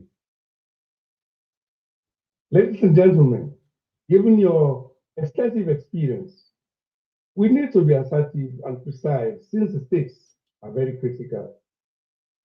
As Sierra Leoneans, in particular, we must never stop or hesitate to interrogate the cracks in our 64-year democratic journey, to critically examine the pivotal impact of the 2023 election, and to set out a credible pathway forward, anchored on truth, on freedom, justice, and democratic imperatives.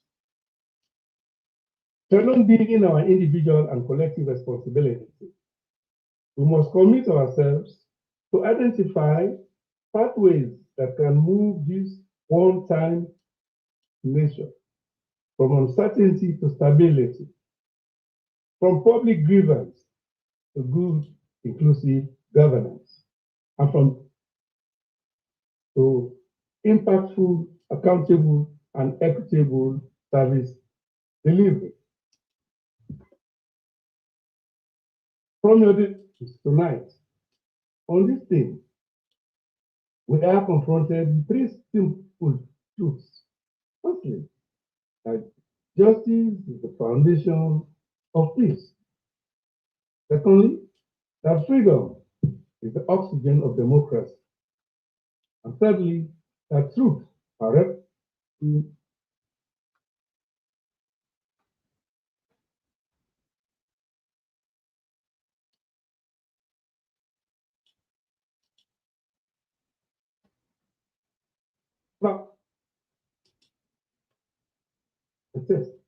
a promise born in 1961 with independence that sovereignty brings dignity, justice, and opportunity for every Sierra Leonean.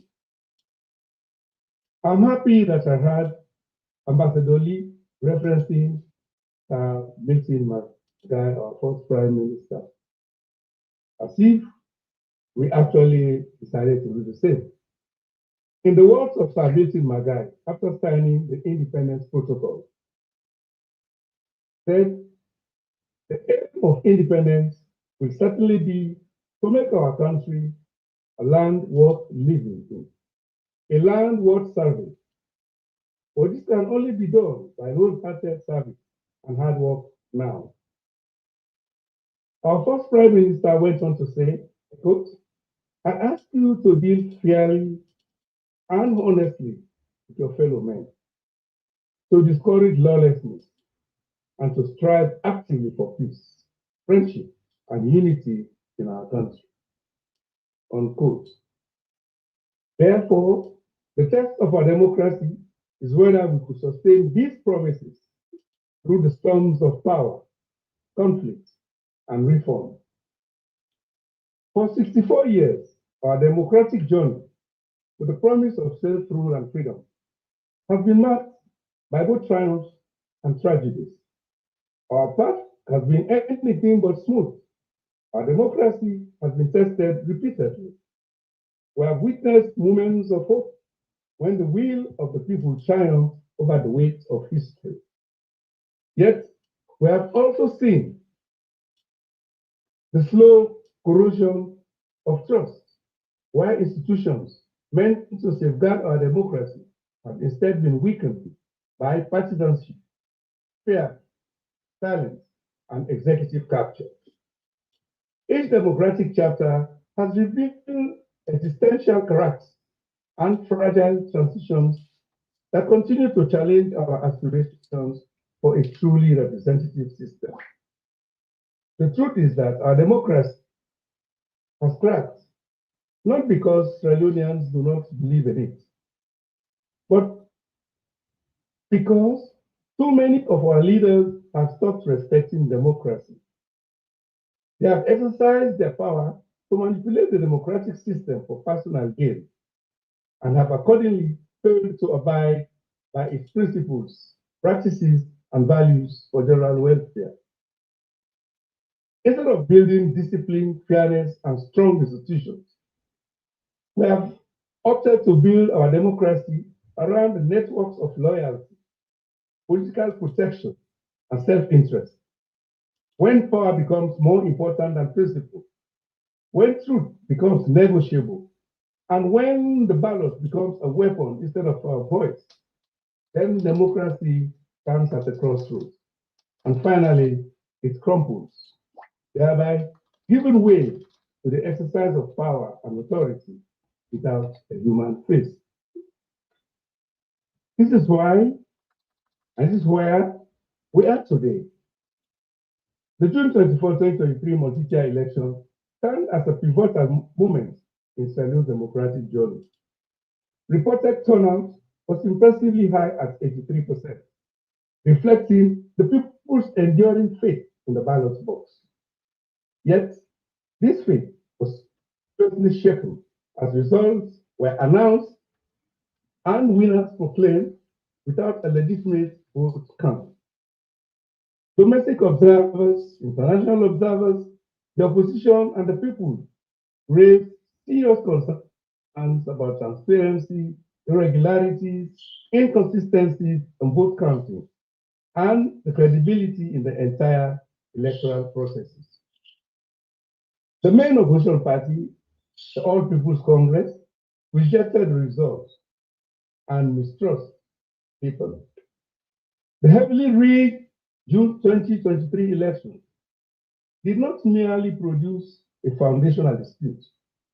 They have exposed seriously the fragility of our democratic fabric and its vulnerability to selfish political leadership. They have tested the integrity of our institutions, the courage of our citizens, and the commitment of our international partners. Clearly, when elections are disputed, the very foundations of political, economic, and social governance are shattered, and everything else falls apart. At the heart of Sierra Leone's democratic test lies one defining struggle: the fight for electoral justice. This is not a partisan struggle. It is a national obligation. For when elections cease to reflect the people's will, governance ceases to reflect the people's consent. And without consent, democracy becomes hollow. Electoral justice, therefore, is the cornerstone of political legitimacy, peace, and progress. It is the assurance that every vote counts, every citizen matters, and every result is anchored in truth. The events surrounding the June 2023 election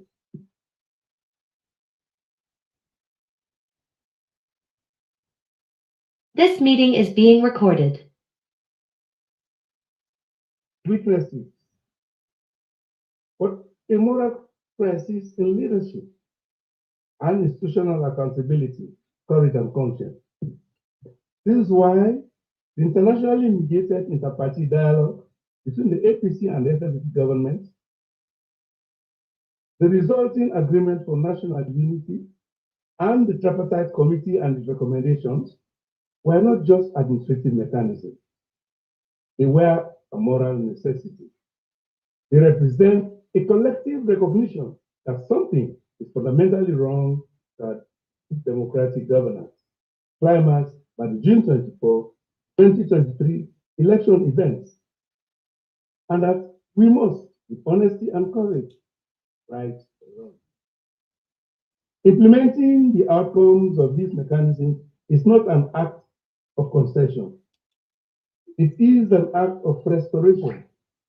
That is, restoring the confidence of the people in their democracy, the credibility of our elections, and the legitimacy of those who govern in their name. Distinguished participants, we must understand this moment in its depth. The question before us is not merely about who won or lost an election. It is about whether Sierra Leone will continue as a democracy guided by law, fairness, and truth, or drift toward a system governed by fear, manipulation, and impunity. It is from this foundation that we must begin our collective effort to move Sierra Leone forward, anchored in truth, guided by justice, and inspired by the courage to do what is right, not what is easy. The truth is that the cracks in our democratic foundation do not just appear overnight. They emerge and deepen gradually through complacency, through the personalization of power, through the politicization of institutions, and through the quiet erosion of accountability. Over time, we build systems that look democratic on paper. They are often compromised in practice. As we reflect on 64 years of independence, let us be humble enough to acknowledge our missteps, yet bold enough to correct them. Let us remember that democracy is not the absence of conflict, but the presence of fairness, not silence of dissent, but the protection of voices. Our generation, therefore, stands at a moral crossroad to either continue patching over the cracks or to repair the foundation once and for all. And that foundation must be built on truth, freedom, and justice, and democracy. These are principles that cannot be negotiated, postponed, or suppressed. Distinguished participants, the path before us is not one of despair, but one of determination. The Leone's future will not be defined by the challenges of the moment, but by the courage with which we continue to confront them sustainably, fairly, and with strong determination and conviction. The question before us is not whether democracy can be restored, but whether we have the moral will to restore it now, faithfully, peacefully, and resolutely. As I reflect on our current reality, I do not see a failed state, but a nation yearning for renewal. Yes, Israeli renewal. I do not see a defeated people, but a resilient citizenry, ready to reclaim their rights to be governed through fairness and truth. The task ahead demands honesty, discipline, and unity of purpose. Distinguished guests, colleagues, and friends of Sierra Leone, as I bring these reflections to a close, I invite us all to look before the horizon of today's uncertainties and imagine a Sierra Leone reborn, governed by truth, guided by justice, and strengthened by the democratic values we all hold dear. Sierra Leone's story is one of unfulfilled promises. Possessing resources, expertise, dedicated individuals, and ethical strength, we are equipped to reshape our democracy so that it not only lasts, but also serves as a source of inspiration. But for this transformation to take root, we must each play our parts with integrity, patience, and resolve. We must restore the credibility of our institutions and the sanctity of the vote. These are acts of patriotism and the way forward for a nation determined to reconcile, to reform, and to rise again. Let us remember that democracy is not a gift that others can perfect for us. It is a duty that we must perfect ourselves. Every generation of Sierra Leoneans must renew this covenant, ensuring that the struggles were not in vain.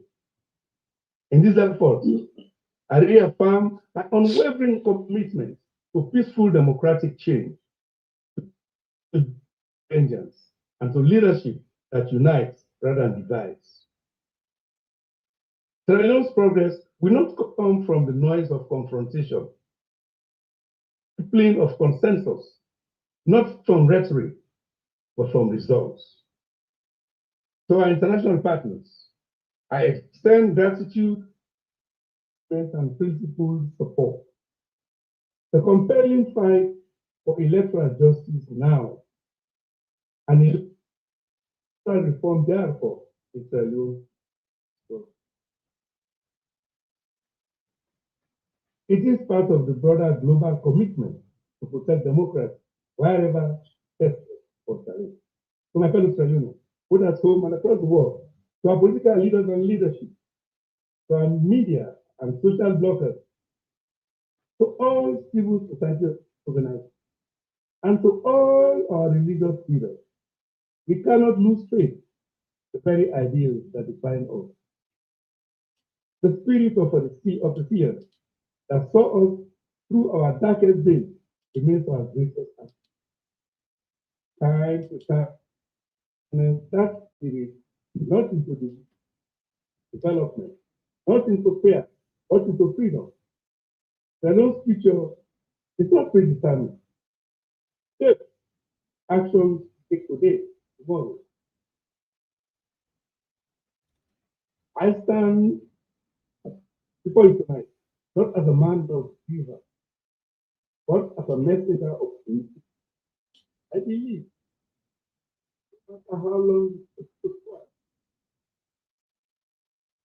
just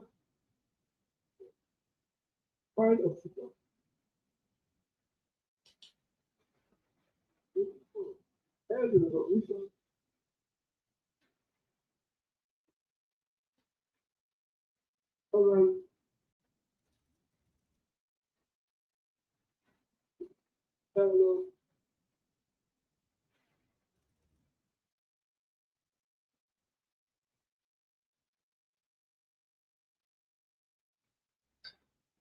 Therefore, move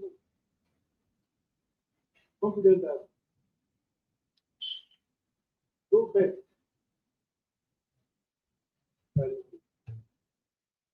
What I will make here.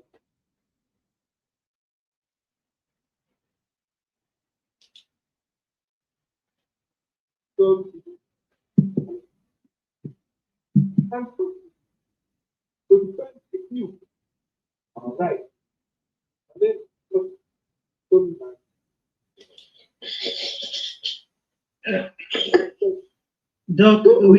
Doc, can you be a little bit louder? We've missed quite a chunk of what you're saying. This problem, so automatic. It's not without hope.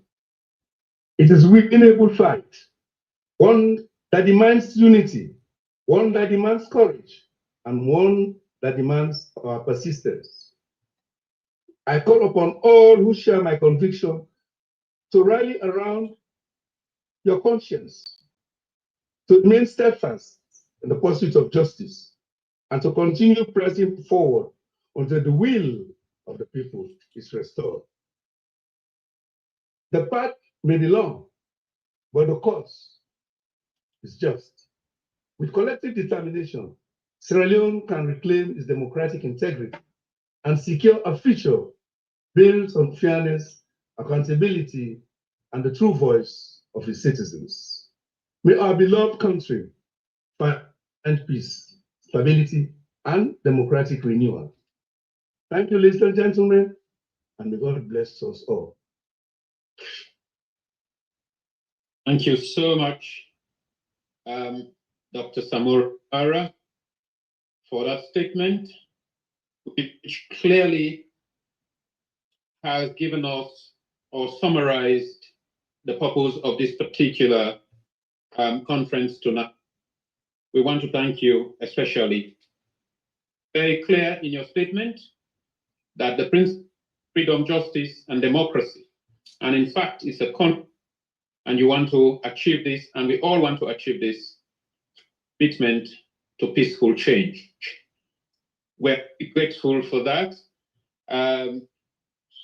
I think it's very clear that as we conclude this dialogue tonight, that we should all reaffirm ourselves to the future of Sierra Leone. And this depends on our collective willingness to act with courage, responsibility, and urgency as highlighted.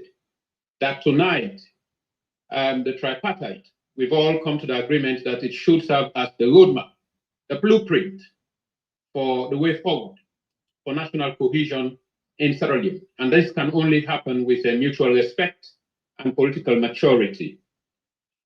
Guys, ladies and gentlemen, let's not forget that the Truth and Reconciliation Commission has taught us that reconciliation and reform cannot be postponed. The consequences of delay are visible everywhere in our country.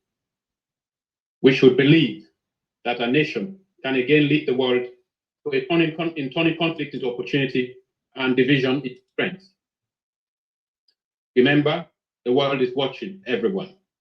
With those words, I wanted to thank everyone that came today, and I'll hand over to my co-host. It's been a privilege. Thank you so much, Dr. Kamara, for summarizing and invigorating the fight for freedom and justice in our country. Over to you, Madam Fatima. Thank you very much, my co-host, and thanks to everyone for spending this time tonight. I will not go over most of the points, but there are key things that we just need to remind ourselves. As some of the speakers have highlighted some key issues.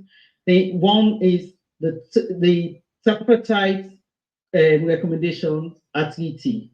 Two, we call for the publication of all the recommendations all 85 of them. Also, we as diasporans, we are the voice of our people, and we have a responsibility. We must build kinship to strengthen our democracy. The implementation of the tripartite recommendation is non-negotiable, and it's imperative that it is fully implemented. And we have a moral responsibility to restore democracy, and therefore to build a nation, and that is based on democracy, unity, dignity, and therefore we will rebuild, we will reclaim, and we will prosper. Over to Madam Zainab. Just one second. I think we must bring the apologies of the UK contingent. We were expecting British MPs, Neil Coyle, but due to assignment today, he sent his apology. He couldn't make it. And he's always been a friend of Sierra Leone who stood by us about this journey. We are grateful for his time. He was really committed. He was very enthusiastic and looking forward part of this. And also, we have a councillor, a Labour councillor in the UK, in the person of Madam Fatima Kamara. Unfortunately, the Labour Congress is ongoing right now, tonight. We've been in conversation throughout. She was to make a statement that during the time for her slot, she was on the podium in the Labour conference.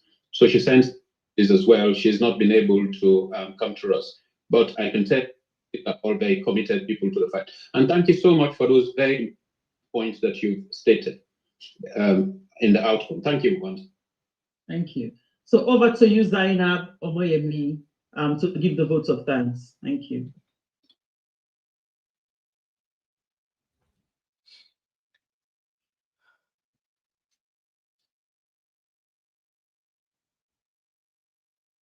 Okay.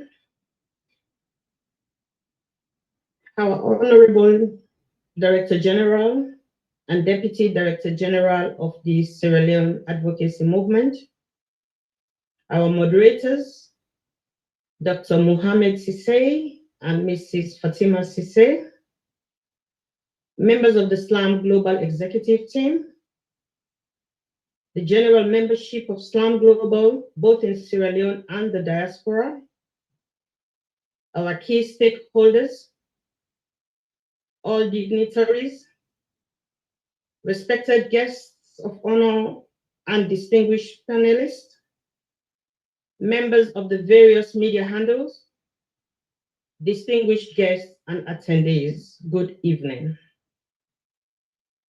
I am proud to propose this vote of thanks on behalf of the Sierra Leone Advocacy Movement. We are beyond thankful for the success of this exclusive webinar conference on Sierra Leone's democracy at crossroads and the imperative of fully implementing the recommendations of the Tripartite Committee, which you have all graced with your presence. We appreciate all our speakers and panelists who gladly and wholeheartedly agreed to participate in this very significant event. We have had an invaluable opportunity of listening to a very stimulating discussion on our motherland's democratic trajectory in the context of regional and trends, especially after the controversial 2023 elections in Sierra Leone, elections that did not produce any credible data in support of the results announced by the Elections Commissioner, Mr. Mohamed Kane. We also listened to a discussion on the importance of implementing the recommendations of the Tripartite Committee in full without let or hindrance. As we conclude these discussions, I would like to take a moment to acknowledge our distinguished participants. Dr. Alfred Vinod Fuller, Dr. Matthew Wilson Samura Kamara, Dr. Fatima Babi, Chief Sebora Sumano Kapen, Julius Benko Injenge, Ambassador John Lee, and Mr. Air Martin Monde for taking time off your busy schedule just to be here with us and to make this event extra special. However, no matter how well we plan this event, it will not have been possible without you, our excellent moderators, Dr. Mohamed Sisse and Mrs. Fatima Sisse.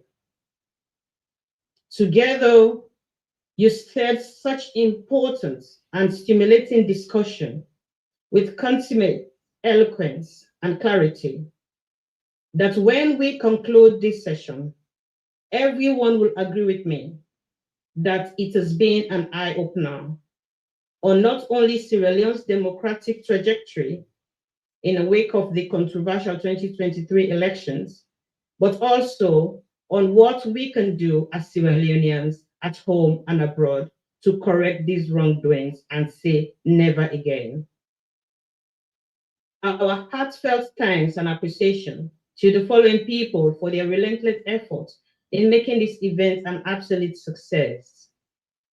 Our SLAM support team, Mr. Ba, Pastor Esther Darame, Mary H. Kamara, Mrs. Beatrice Conte, and Anne-Marie Demer. Our advertising team, the social media bloggers, Mr. Salon, APC Malaika, African Teacher, Mohamed Moriba, and all others who have shared and advertised the event. The dynamic and fearless electoral justice spokesman, Mr. Mohamed Warise. Our planning and organizing team, SLAM Zoom team, and the general membership. Our SLAM media team, Mr. Hassan A. Toure, Mohamed O. Bangura, Karifa Kamara, and Dr. Amadou Denke. The various media handles, Common Talk, Sarah Gem Media, Queen of Social Media, APC Diaspora Online TV, and Weird.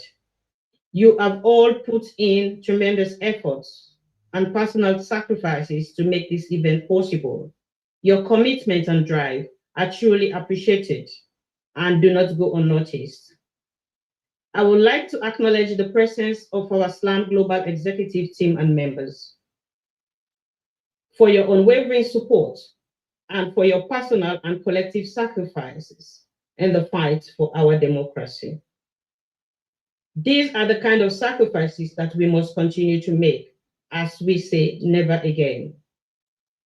Notwithstanding our personal sacrifices in putting these events together, it will not have attracted such an attendance if every one of you had not taken time off your busy schedule to attend by joining us online. It's Tuesday and the second working day in the week, yet you choose to patronize us and contribute to a worthy national discussion. We are very grateful for that. Most importantly, we would like to thank our extraordinary attendees for making time to join us and listening to our amazing speakers and participants. We have all listened, we have all heard, we have all learned, and we are ready to make that change in restoring our democracy in Sierra Leone. Finally, I would like to thank all known and unknown hands that contributed to the success of this event. I say a big thank you to everyone for joining us tonight. Thank you, and thank you again.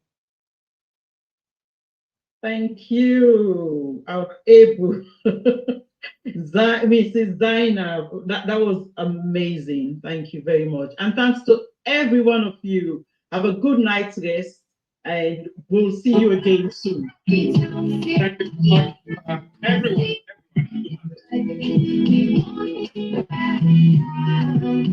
Educate, empower, raise your voice today. Sierra Leone advocacy movement leads the way to a brighter day. We are Sierra Leone advocacy movement. Sons and daughters of this land, bound by purpose, driven by hope.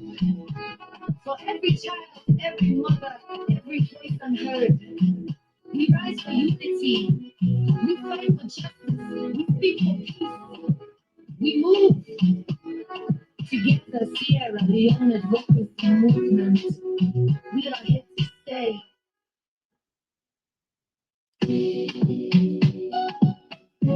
We are the Sierra Leone advocacy movement. Rise of Sierra Leone, it's time we shine. From the hills of Freetown to diamond mines of Kono, we are one voice, we are one dream, building a nation through Sam's great voices. No more silence, no more fear, let unity and justice for us, yeah.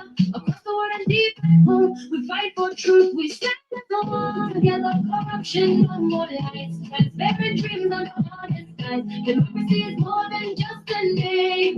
With Sierra Leone advocacy movement, we give the people hope, justice, equality, born in every heart, a brand new dawn. Let's lift up flag and proudly show, together we're alone, hand in hand we go. For peaceful justice, let the whole world know. From the diaspora to every town, Sierra Leone advocacy movement is rising. We won't back down. Educate, empower, raise your voice today. Sierra Leone advocacy movement leads the way to a brighter day.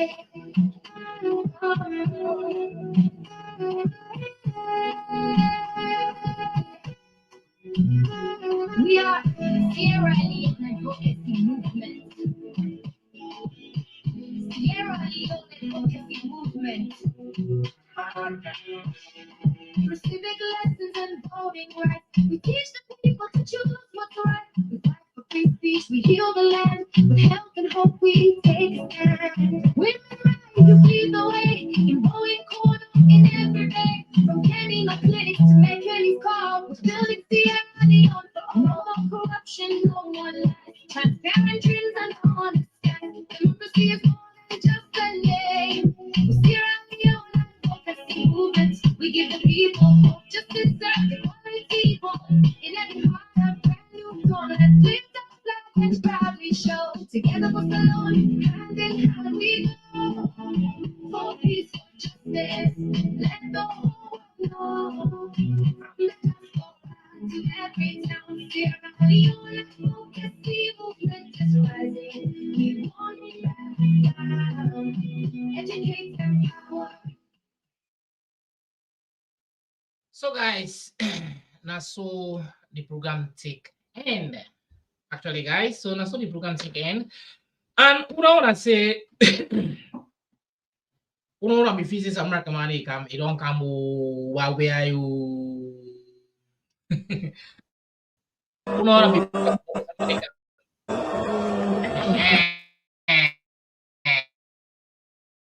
Samura Kamara yeah. Baba Ubiai.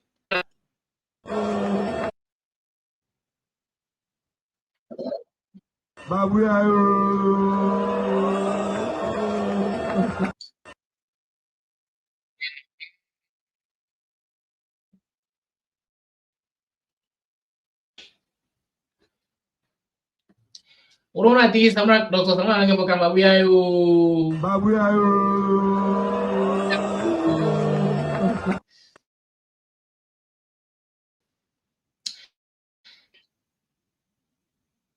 So this time Dr. Seal, my brothers and sisters, understand?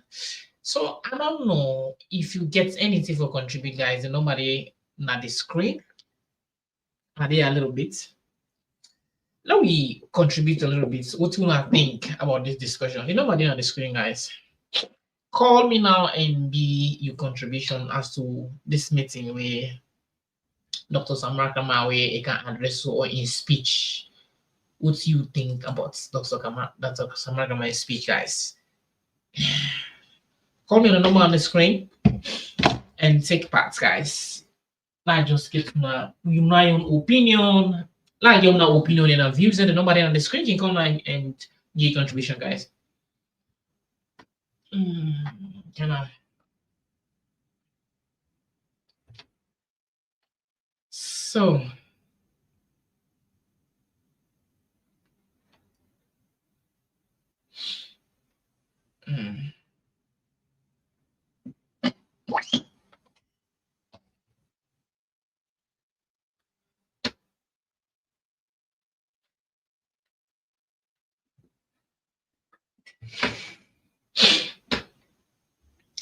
So Dr. Samura Kamara still the fight for electoral justice. So guys, nobody on the screen, guys. Call me now and give a contribution. What do you think about Dr. Samura and speech?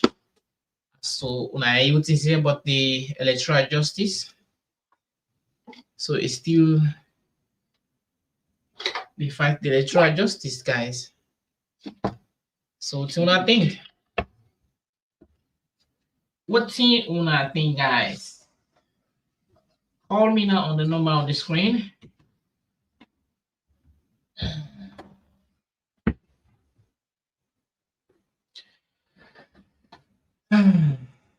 Okay.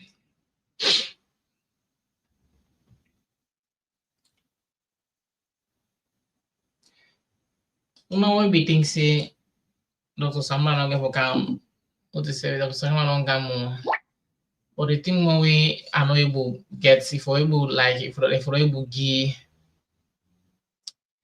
if we're able make at least space for if we're able make space for for messages that was people able contribute at least through messages and other would serve them like through the messages them at least, but then not able make level then comments.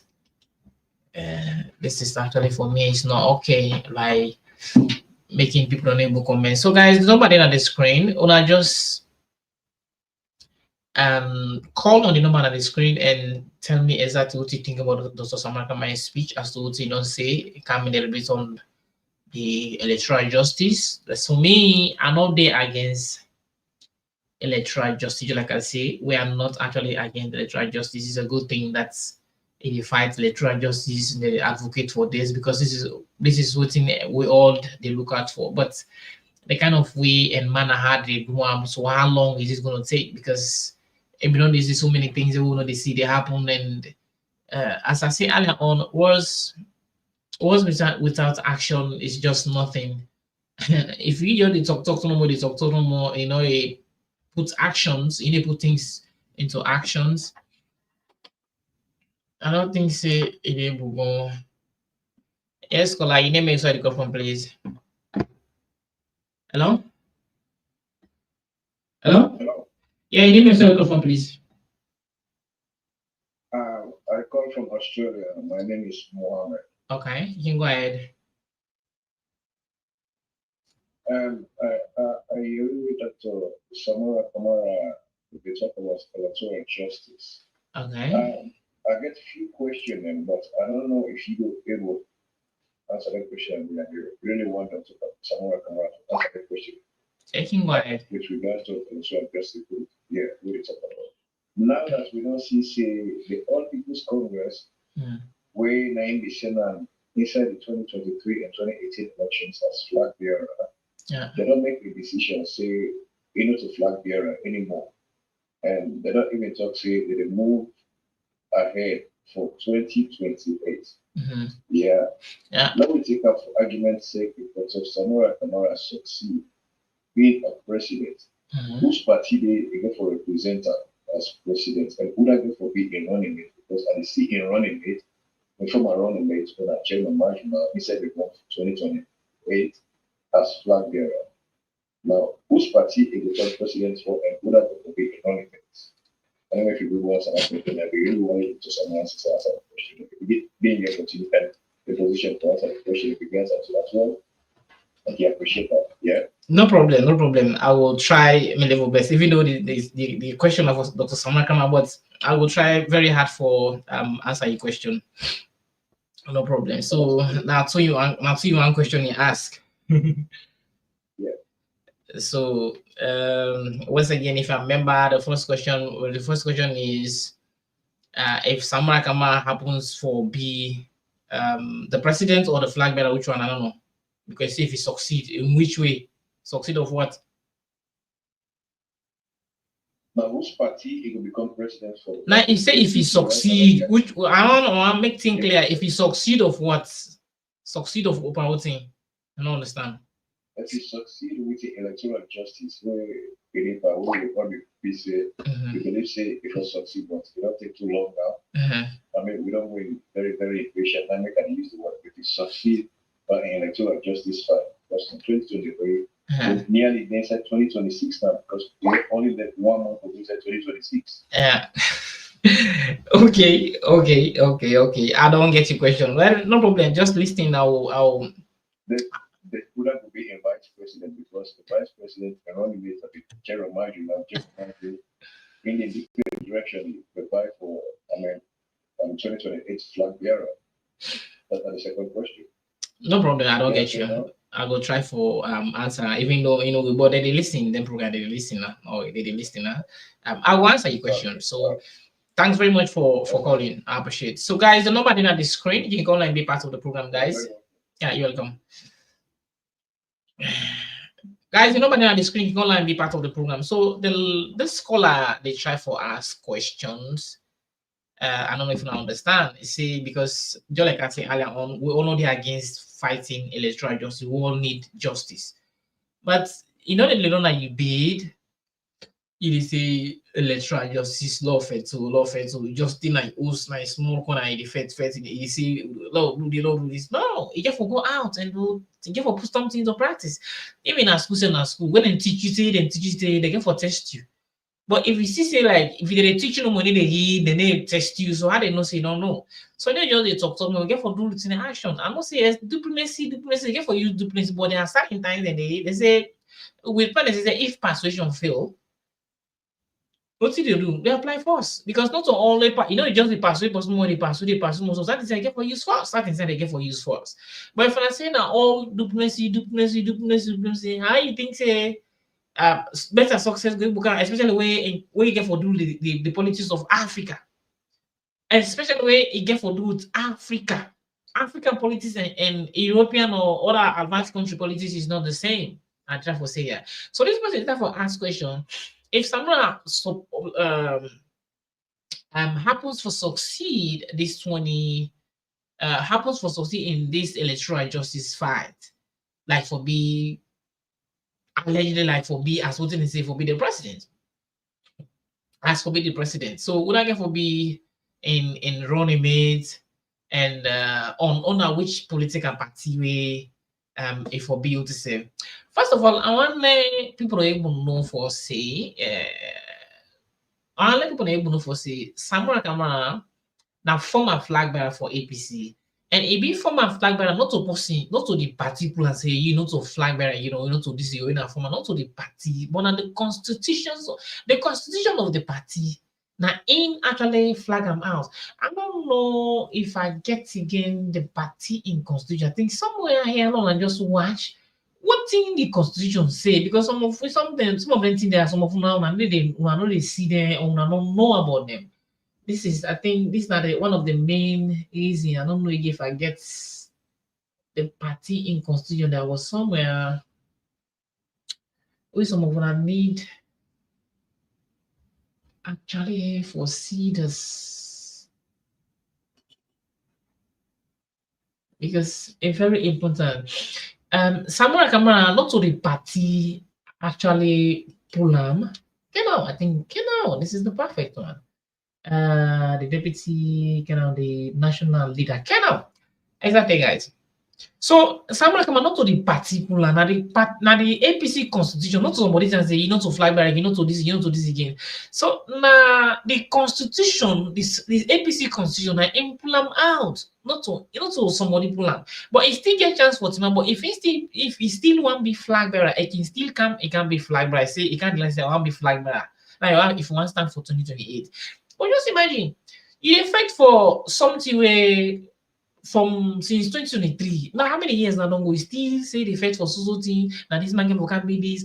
I'm not saying like God, there's nothing nothing the way not possible on earth.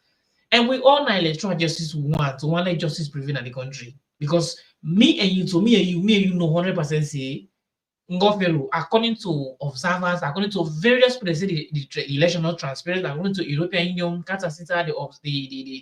the UN, all the observers they're going to say the election not transparent, free and fair, and none of them not get the threshold for letting announce as flag as president.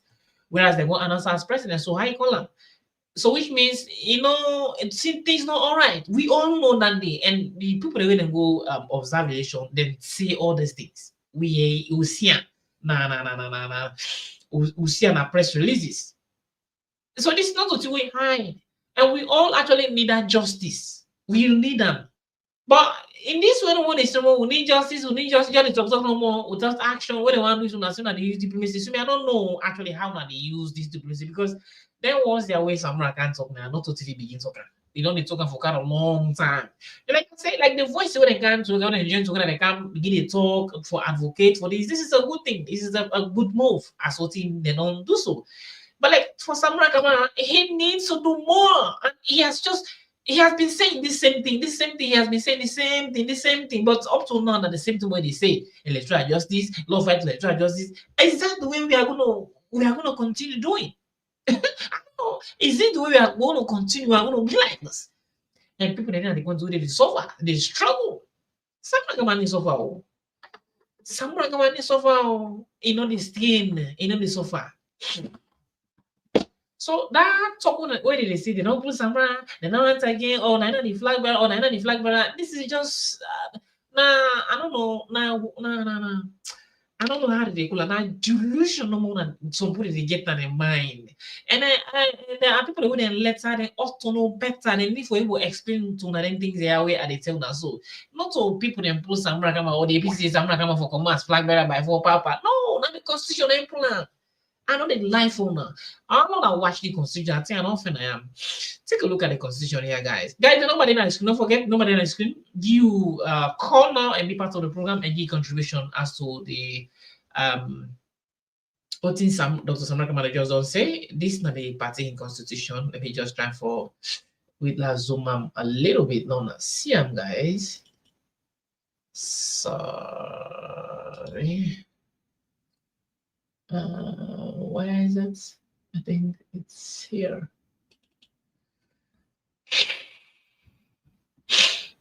No.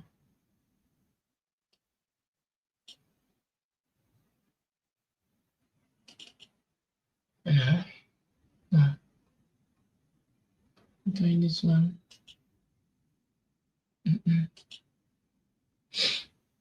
Can I this one? Let's take a look. This is the party in constitution. This I don't know if I see clearly. Let me zoom a little bit.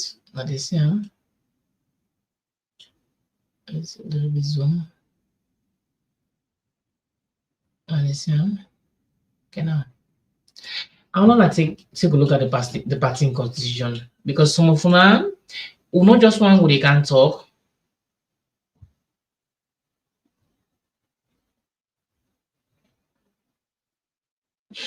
Because not just one who they can talk. We know tell una really see. So for those of una that they say, Samura Kamara na the party leadership na impulam. No, una take a look at the constitution there. This is the APC constitution. This is the new constitution. This one take a look there. Article 47 party leadership. I'm not get that fine. Wait, not get that one. Article 47 party leadership. These are the new constitution. A, the national leader. We Samura Kamara be a flag bearer, the national leader flag bearer. The person elected at the National Delegates Conference as the party's presidential candidate, the flag bearer, shall be its national leader and shall maintain such position if he is elected president of Sierra Leone.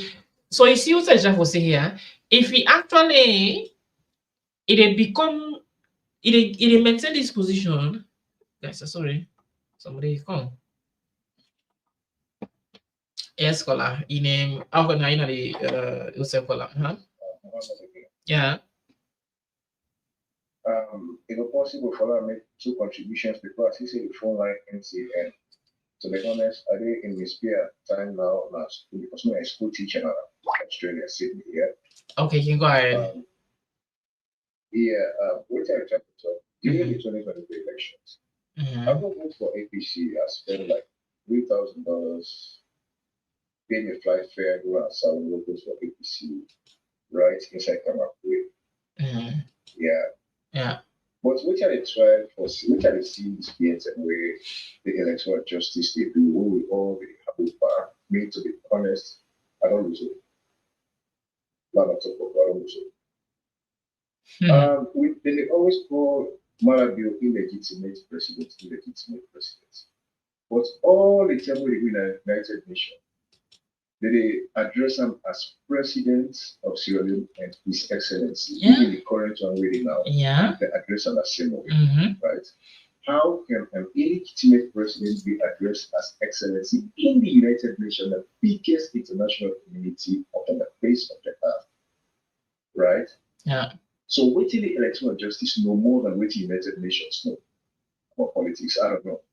Then secondly, how comes an illegitimate president will become chairman of heads of state of Africa or West Africa for ECOWAS? Waiting the Electoral Justice Committee no more than ECOWAS. This is what I don't get. Up till now, this is why I'm confused. And I lose up. I don't know if you can able to answer the questions that maybe they ask you. I get you, yeah, I get you clearly. I get you clearly. I repeat the questions again. Yeah. How comes the Electoral Justice Committee they call Marabio illegitimate president of all the United Nations session and we don't attend? They address him as His Excellency. What does the Electoral Justice Committee knows best more than the United Nations, which is the biggest international community upon the face of the earth? And number two, how comes ECOWAS will appoint the man as chairman of heads of state? These people are not fishmongers. These are heads of state. These people knows better. Yeah. Does the Electoral Justice Committee knows better than ECOWAS heads of state when they will appoint this man as chairman? Did you get that? I guess you clearly, yeah. Yeah. Okay, thank you very much. Those are my questions. You're welcome. Yeah, there's a very relevant questions. I will try for answer them. I'll try for deliveries on them, right? No problem. Thanks very much for your contribution. I appreciate so much. That's a very wonderful one from you.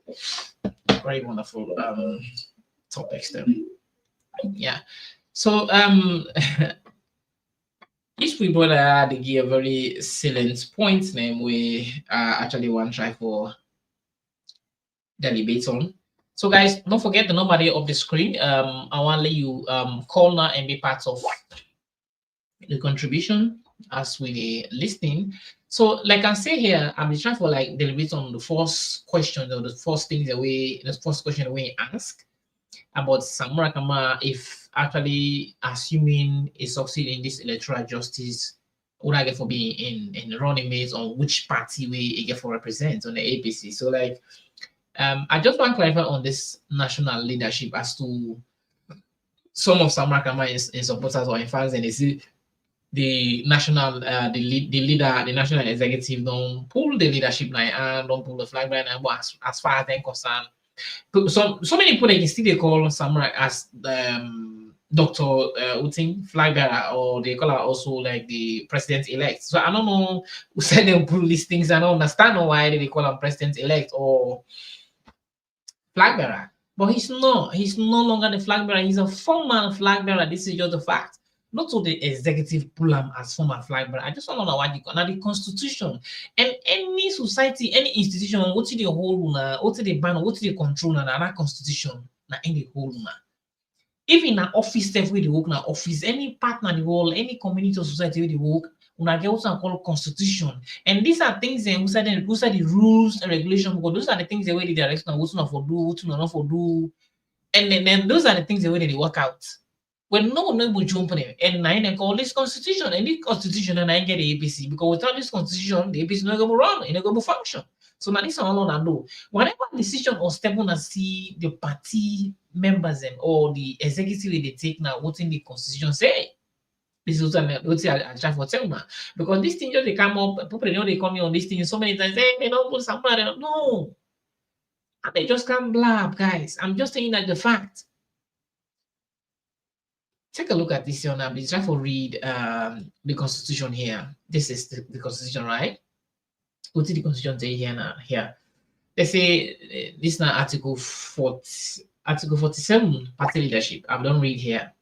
I said the person elected at the person elected at the National Delegate Conference as the party presidential candidate and the flag bearer shall be a national leader and shall maintain such position if he is elected president of Sierra Leone. So this particular leadership way, when they talk about like the flag bearer or the party leadership, whenever they don't go vote for you another delegation, delegates conference, now like back in here, the time where Samura Kamara would say, we go after what they don't do, we don't vote, we don't win, I get for be the party leader, and I get for be the flag bearer, and I the flag bearer, and I the leader for the party. But it only maintain that party, that particular position, that national leader, it only maintain them if you win the presidency. If you be president, it go maintain them. That go be, you go be the president, and I go back the leader. Now you party.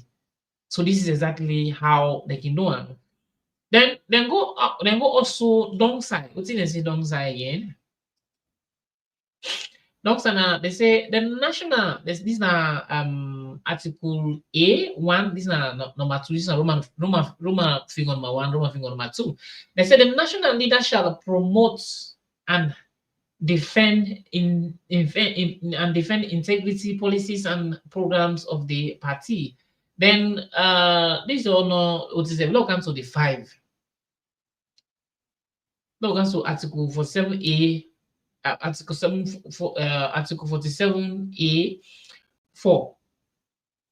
What did they say? Where the national leader fails to be elected president of the Republic of Sierra Leone shall relinquish the position of national leader 6 months after the final declaration of the elections result by the National Electoral Commission of Sierra Leone, notwithstanding any petition filed in the Supreme Court or pursuant to any law, and such position shall remain vacant until another election for the party's presidential candidate is conducted pursuant to this constitution. So maybe some of them don't understand what they mean now. Like just put to understanding, guys. It's fine for long people get the understanding of what some of them can want to see sometimes. Now they say, what they say now? They say they only maintain a position if you be president. But if you don't be president, take a look on. They say where the leader fails. They say if the leader not happen for be president, can't make the election, the leader not happen for be president of the Republic of Sierra Leone, where the National Electoral Commission non call result, they're not the president without withstanding. They say 6 months. Just after when the Electoral Commission call results, if you don't win, after that 6 months after when the Electoral Commission don't call results, 6 months, the flag bearer for relinquish that position. If for that position for the vacant.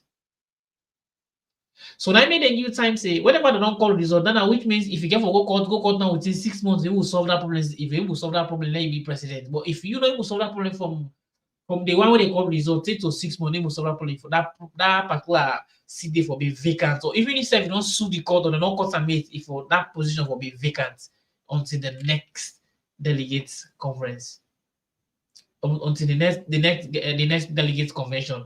Now in they determine whether they for be the next candidate, they get for votes back, then they get for vote back for the next flag bearer. So this is what our alumni know and alumni sabi. But some of them they go the idea and say, hey, some not so somebody plan the constitution na plan. Now the constitution na plan, guys. Now this is our alumni, the constitution na plan. Then this man is trying to ask the question. And if because they say someone not to legitimate bill not to legitimate president, then he attend UN, they attend this, they attend that. Okay, listen. So the question with this man is trying to ask why the ECOWAS elect some then actually give President Bill the position of the chairman of the ECOWAS and why they attend UN meetings. Okay. I just want to say something here. If me and somebody get issue, right? Now me actually the pain, now me actually that person they do the wrong thing, right? But now all they see, now all know say this thing is the more me. Now all know say this person they offend me, and una say with the more they pay me. Una know for say this year they pay me. But if me no go complain to una, or if me no take action, I no go complain, no go na police. But even okay, let's put ourselves to police, like who police this. If something they happen on a house, like na house, una then a house, but una neighbor they even if say they read, they will say, but if you no go complain to una, or they don't see say this person they pressure you, because they pressure you, do you no go complain. Or even if they want for comfort for you, but you where they for comfort where they don't offend. If you go say no, this man left. Or I don't agree, may left this one. So what do you expect? You would think say them will say no, na for no more. They don't go do more. Even then, even some cases and the way like them family cases, the way they can go now then court them on a police, some the family go sambos in brother. We go go sambos in brother, something gonna happen. Then the case go go some that side and or someday as you go to police, you say law police, do police case here na police, law can't this a family matter, law can't settle. Then the police again for ask you. Then you agreement and police here, yes, the agreement and police here is sign, they sign. So what do you expect? Then the police then will say this person don't wrong you. They will say you get right for that case. They don't say this person don't wrong you. Then no, for say this person don't wrong you. And your friend women and then they're ready for deal with her.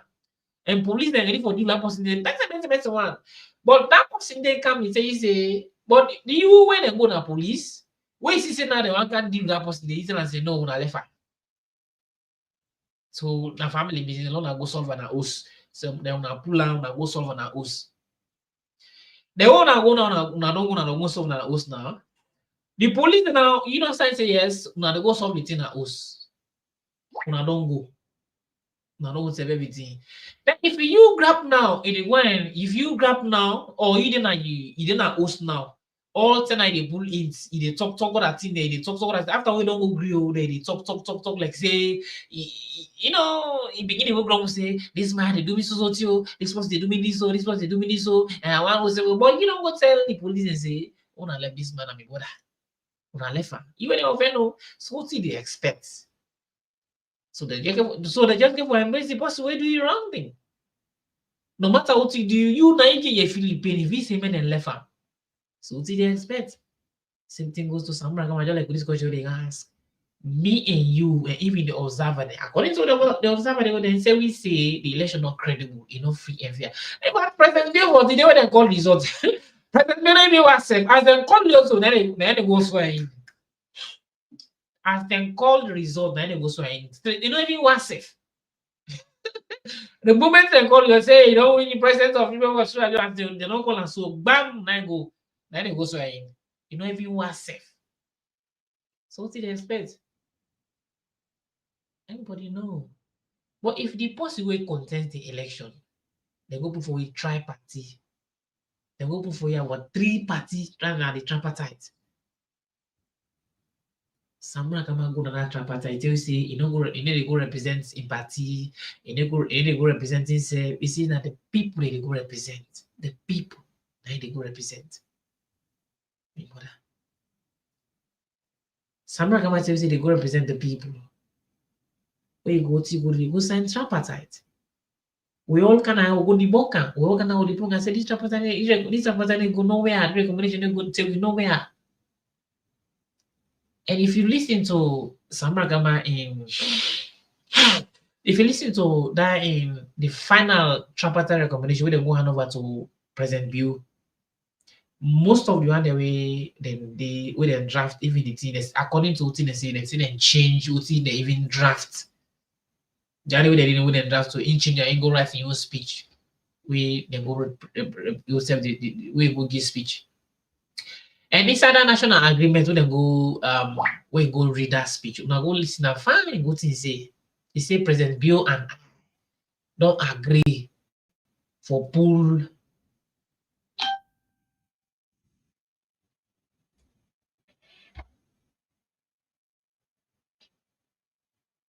Is it President Bill?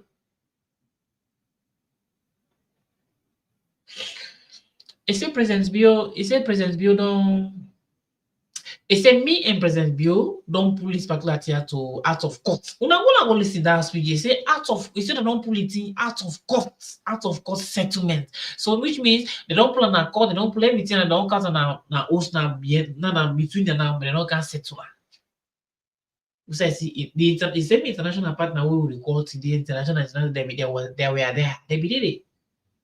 Someone tell you plenty say they don't pull it in out of court settlement. They don't can settle. They don't sign. Back also, na post say no, na sign. Samura Kamara sign there. My brothers and sisters, you can say, I don't be against the first to defend electoral justice, but what right and justice to defend for. We all want justice. But how are these guys fighting justice? Samura Kamara signed. So which means he agreed for Lemana to be president. He agree, he accepts everything he accepts. So if Manabi don't accept for President Bill be president, what are the UN we didn't for accept President Bill? What are the ECOWAS we didn't for we didn't for accept President Bill? You like what this called like draft for see here. That ECOWAS now only president then they did its own chairman though. Only president. If you not to president, its own chairman. Let's say na vice its own chairman. Now president they did its own chairman. So what is the Anakalamba Madam Bill own chairman? So which means the president illegal. The person who contest them and legalize them. Trust me, and legalize them. So what do they expect? Me will offend you and say no, me left you. So he thinks that the person who can fight the law will say no, Papa, me can't hold say no. You anyway when call to today. If you don't say you don't sign a national agreement, now go watch them. This tripartite way they got almost to this tripartite recommendation. How they got this they call a national agreement. You know what they say? President Bill and I. You know, they say they don't pull it out of court settlements. They don't can settle to themselves. This is what you want to know. But some of them they listen to their speech. They oh now what's the way? Some of them they support because of support's sake. But when we come to the law, we speak out. You know, speaking out the truth. Not me say you don't like this person or you hate this person. No. Who said true? They talk. I'm saying nothing is gonna happen to you. You know, by you speaking the truth, somebody go remember you say this person have don't take a very prudent decision or very prudent action against so thing or on so thing. But if we should change Sierra Leone with things in a man and some of your stuff full of that change when you want na salon. Not so Malian they got change for you, not so Guinea and they can make that changes for you. Now we say how? By starting to tell ourselves the truth. When somebody do the wrong thing, tell them the truth, say no, this year, no. So just say the fact. Even if now the person is support, like if you support somebody, you know, if it is wrong, if things are not going, if things are not going right, say it. If you think they're not going right, say it. So that it will be right. So the right thing will be done. I don't know if I understand what I'm trying to say here. So Samura Kamara don't go sign this particular tripartite. So what you not expect see? Why when they not expect see Manabu should be recognized at the UN Assembly, National Assembly, and the ECOWAS, not the game chairmanship. So what me? Why I don't expect that? Like I say, I'm not there against fighting electoral justice, but when and how? Who side in the federal electoral justice? All 10 diplomacy. All 10. Now diplomacy that they use all the time. Take a look at what they do now. Okay, even this thing we they do so now.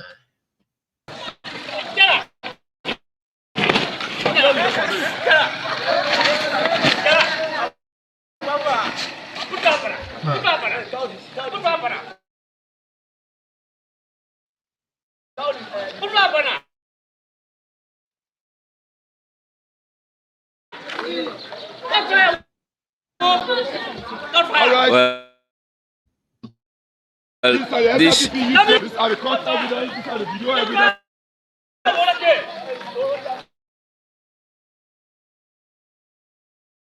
Let me get out. Yeah, what's Yes. The laugh is the laugh.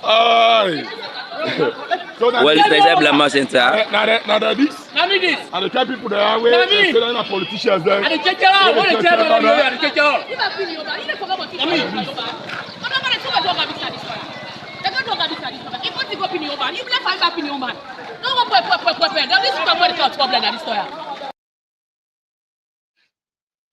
Take a look at like what's may happen on this particular time. Assuming if this thing was like an APC and did this thing, think of voting for the happen. If not APC and we do this thing, cherry banner, this not crime. Yeah, you didn't talk about no. Yeah, you didn't say anything about yeah. But Dr. Samura Kamara in fact one in electoral justice fact, we want to see they take like they travel, they go out, take interviews, not so even 1, 2, 3, like frequent interviews, like even the AYV, even Salon, BBC, CNN, you get the access. All these are areas where they will fight. And it just not like also make audio, make video, whatever, and also more. No. So what do you think? Oh, just tell the truth. They just tell ourselves the truth. These are just the truth. They're not facts. Trust me. It's nothing but the truth. It's not my also my baby. Police forces. It's not gonna work, my brothers and sisters. The same UN, the same international community, you guys. He's saying this. They are aware. They know that things actually were not transparent in that country. The election wasn't transparent. They know. They knew all those things. They know all those things. And you and I know that the election wasn't transparent, and nobody actually sum up to the threshold, because the Australian threshold is 55%. You have to get to like 55% for you to be announced as president. 55% for you to be announced as president, you have to get 55%. But according to observers, they said none of them got 55%. This is just the fact. So you see, so Ms. Samura Kamara in electoral justice fight. Let me tell you about how in the fight now on the ground or now up, or I don't know if now by the side or this other side. I don't know how is he fighting electoral justice. How is he fighting electoral justice? So like even like these people advocating, I actually all what you're saying is the truth. All things that they talk about, so these are things they don't see. These are just recycled things. Everything that they talk about are just recycled things. But we need to go into actions. Not just talking, but we need to go into action. When they say they want to get power, they want get, not them for they before. Not them for Timam before.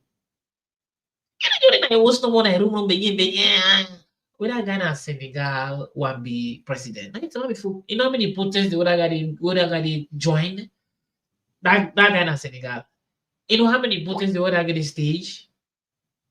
How that guy started till we be president so today?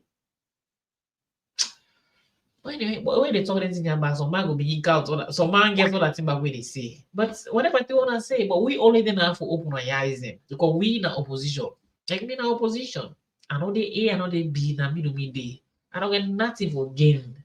I was A, B, C, and Z, Lord do A, B. No, I have nothing to gain. I just want to be let me country be a peaceful country. This is all I'm asking for. This is all I'm advocating for. I don't know if I know what I'm trying to say.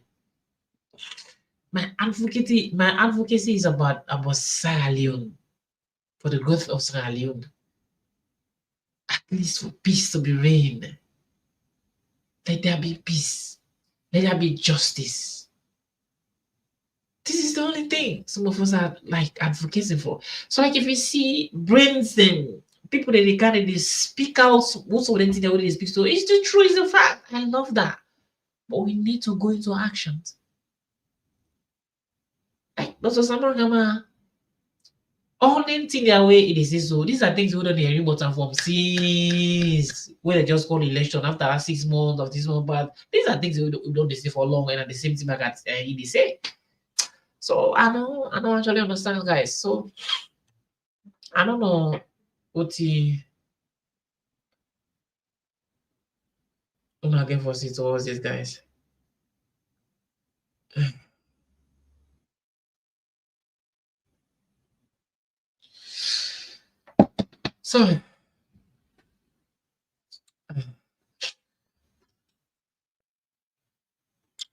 So guys, let me just leave you for at least 5 minutes before I end the program. The number is on the screen once more, just 5 minutes, then I'll end before I end the program, guys.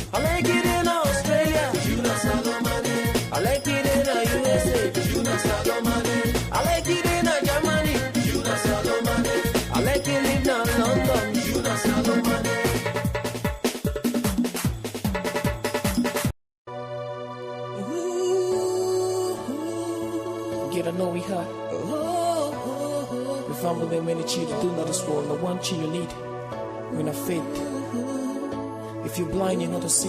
Make you not cry for that. If you're not born, pick you not cry for that. Mean that you're picking for life. If you don't get somebody for love, patient. One day you get for be okay. I promise you that. Keep the faith. And faith will need. Remember, say God day. Oh, I know, say you can really the struggle. The struggle when nobody no can pray for. No matter what you do, not this world, and nothing other lasts forever. So make you no cry, I know say it ain't hurt. So baby, keep the faith, one the thing go change. So tell me why you for the cry. Tell me if you not believe in God again. Somebody disappoint you or treat you bad. No to that for make you turn you back and cry. Oh, tell me why you for the cry. Tell me if you not believe in God again. Somebody disappoint you or treat you bad. No to die for making it turn you back and cry.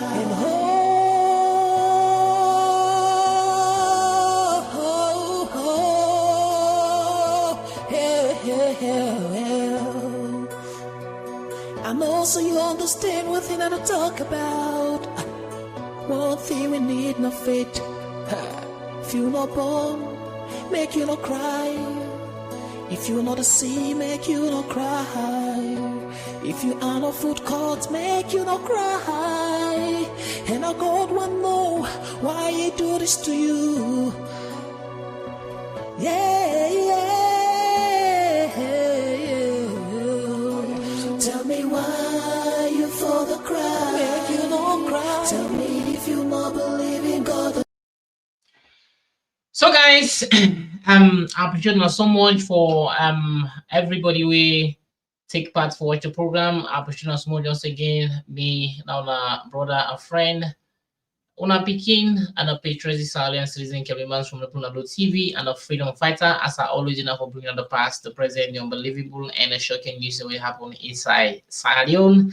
And I thank you very much for join me for watch and listening to this particular meaningful conference or Zoom meeting where Dr. Samura Kamara can get his speech about the full implementation of this final tripartite recommendation. That's what we've left now so to do.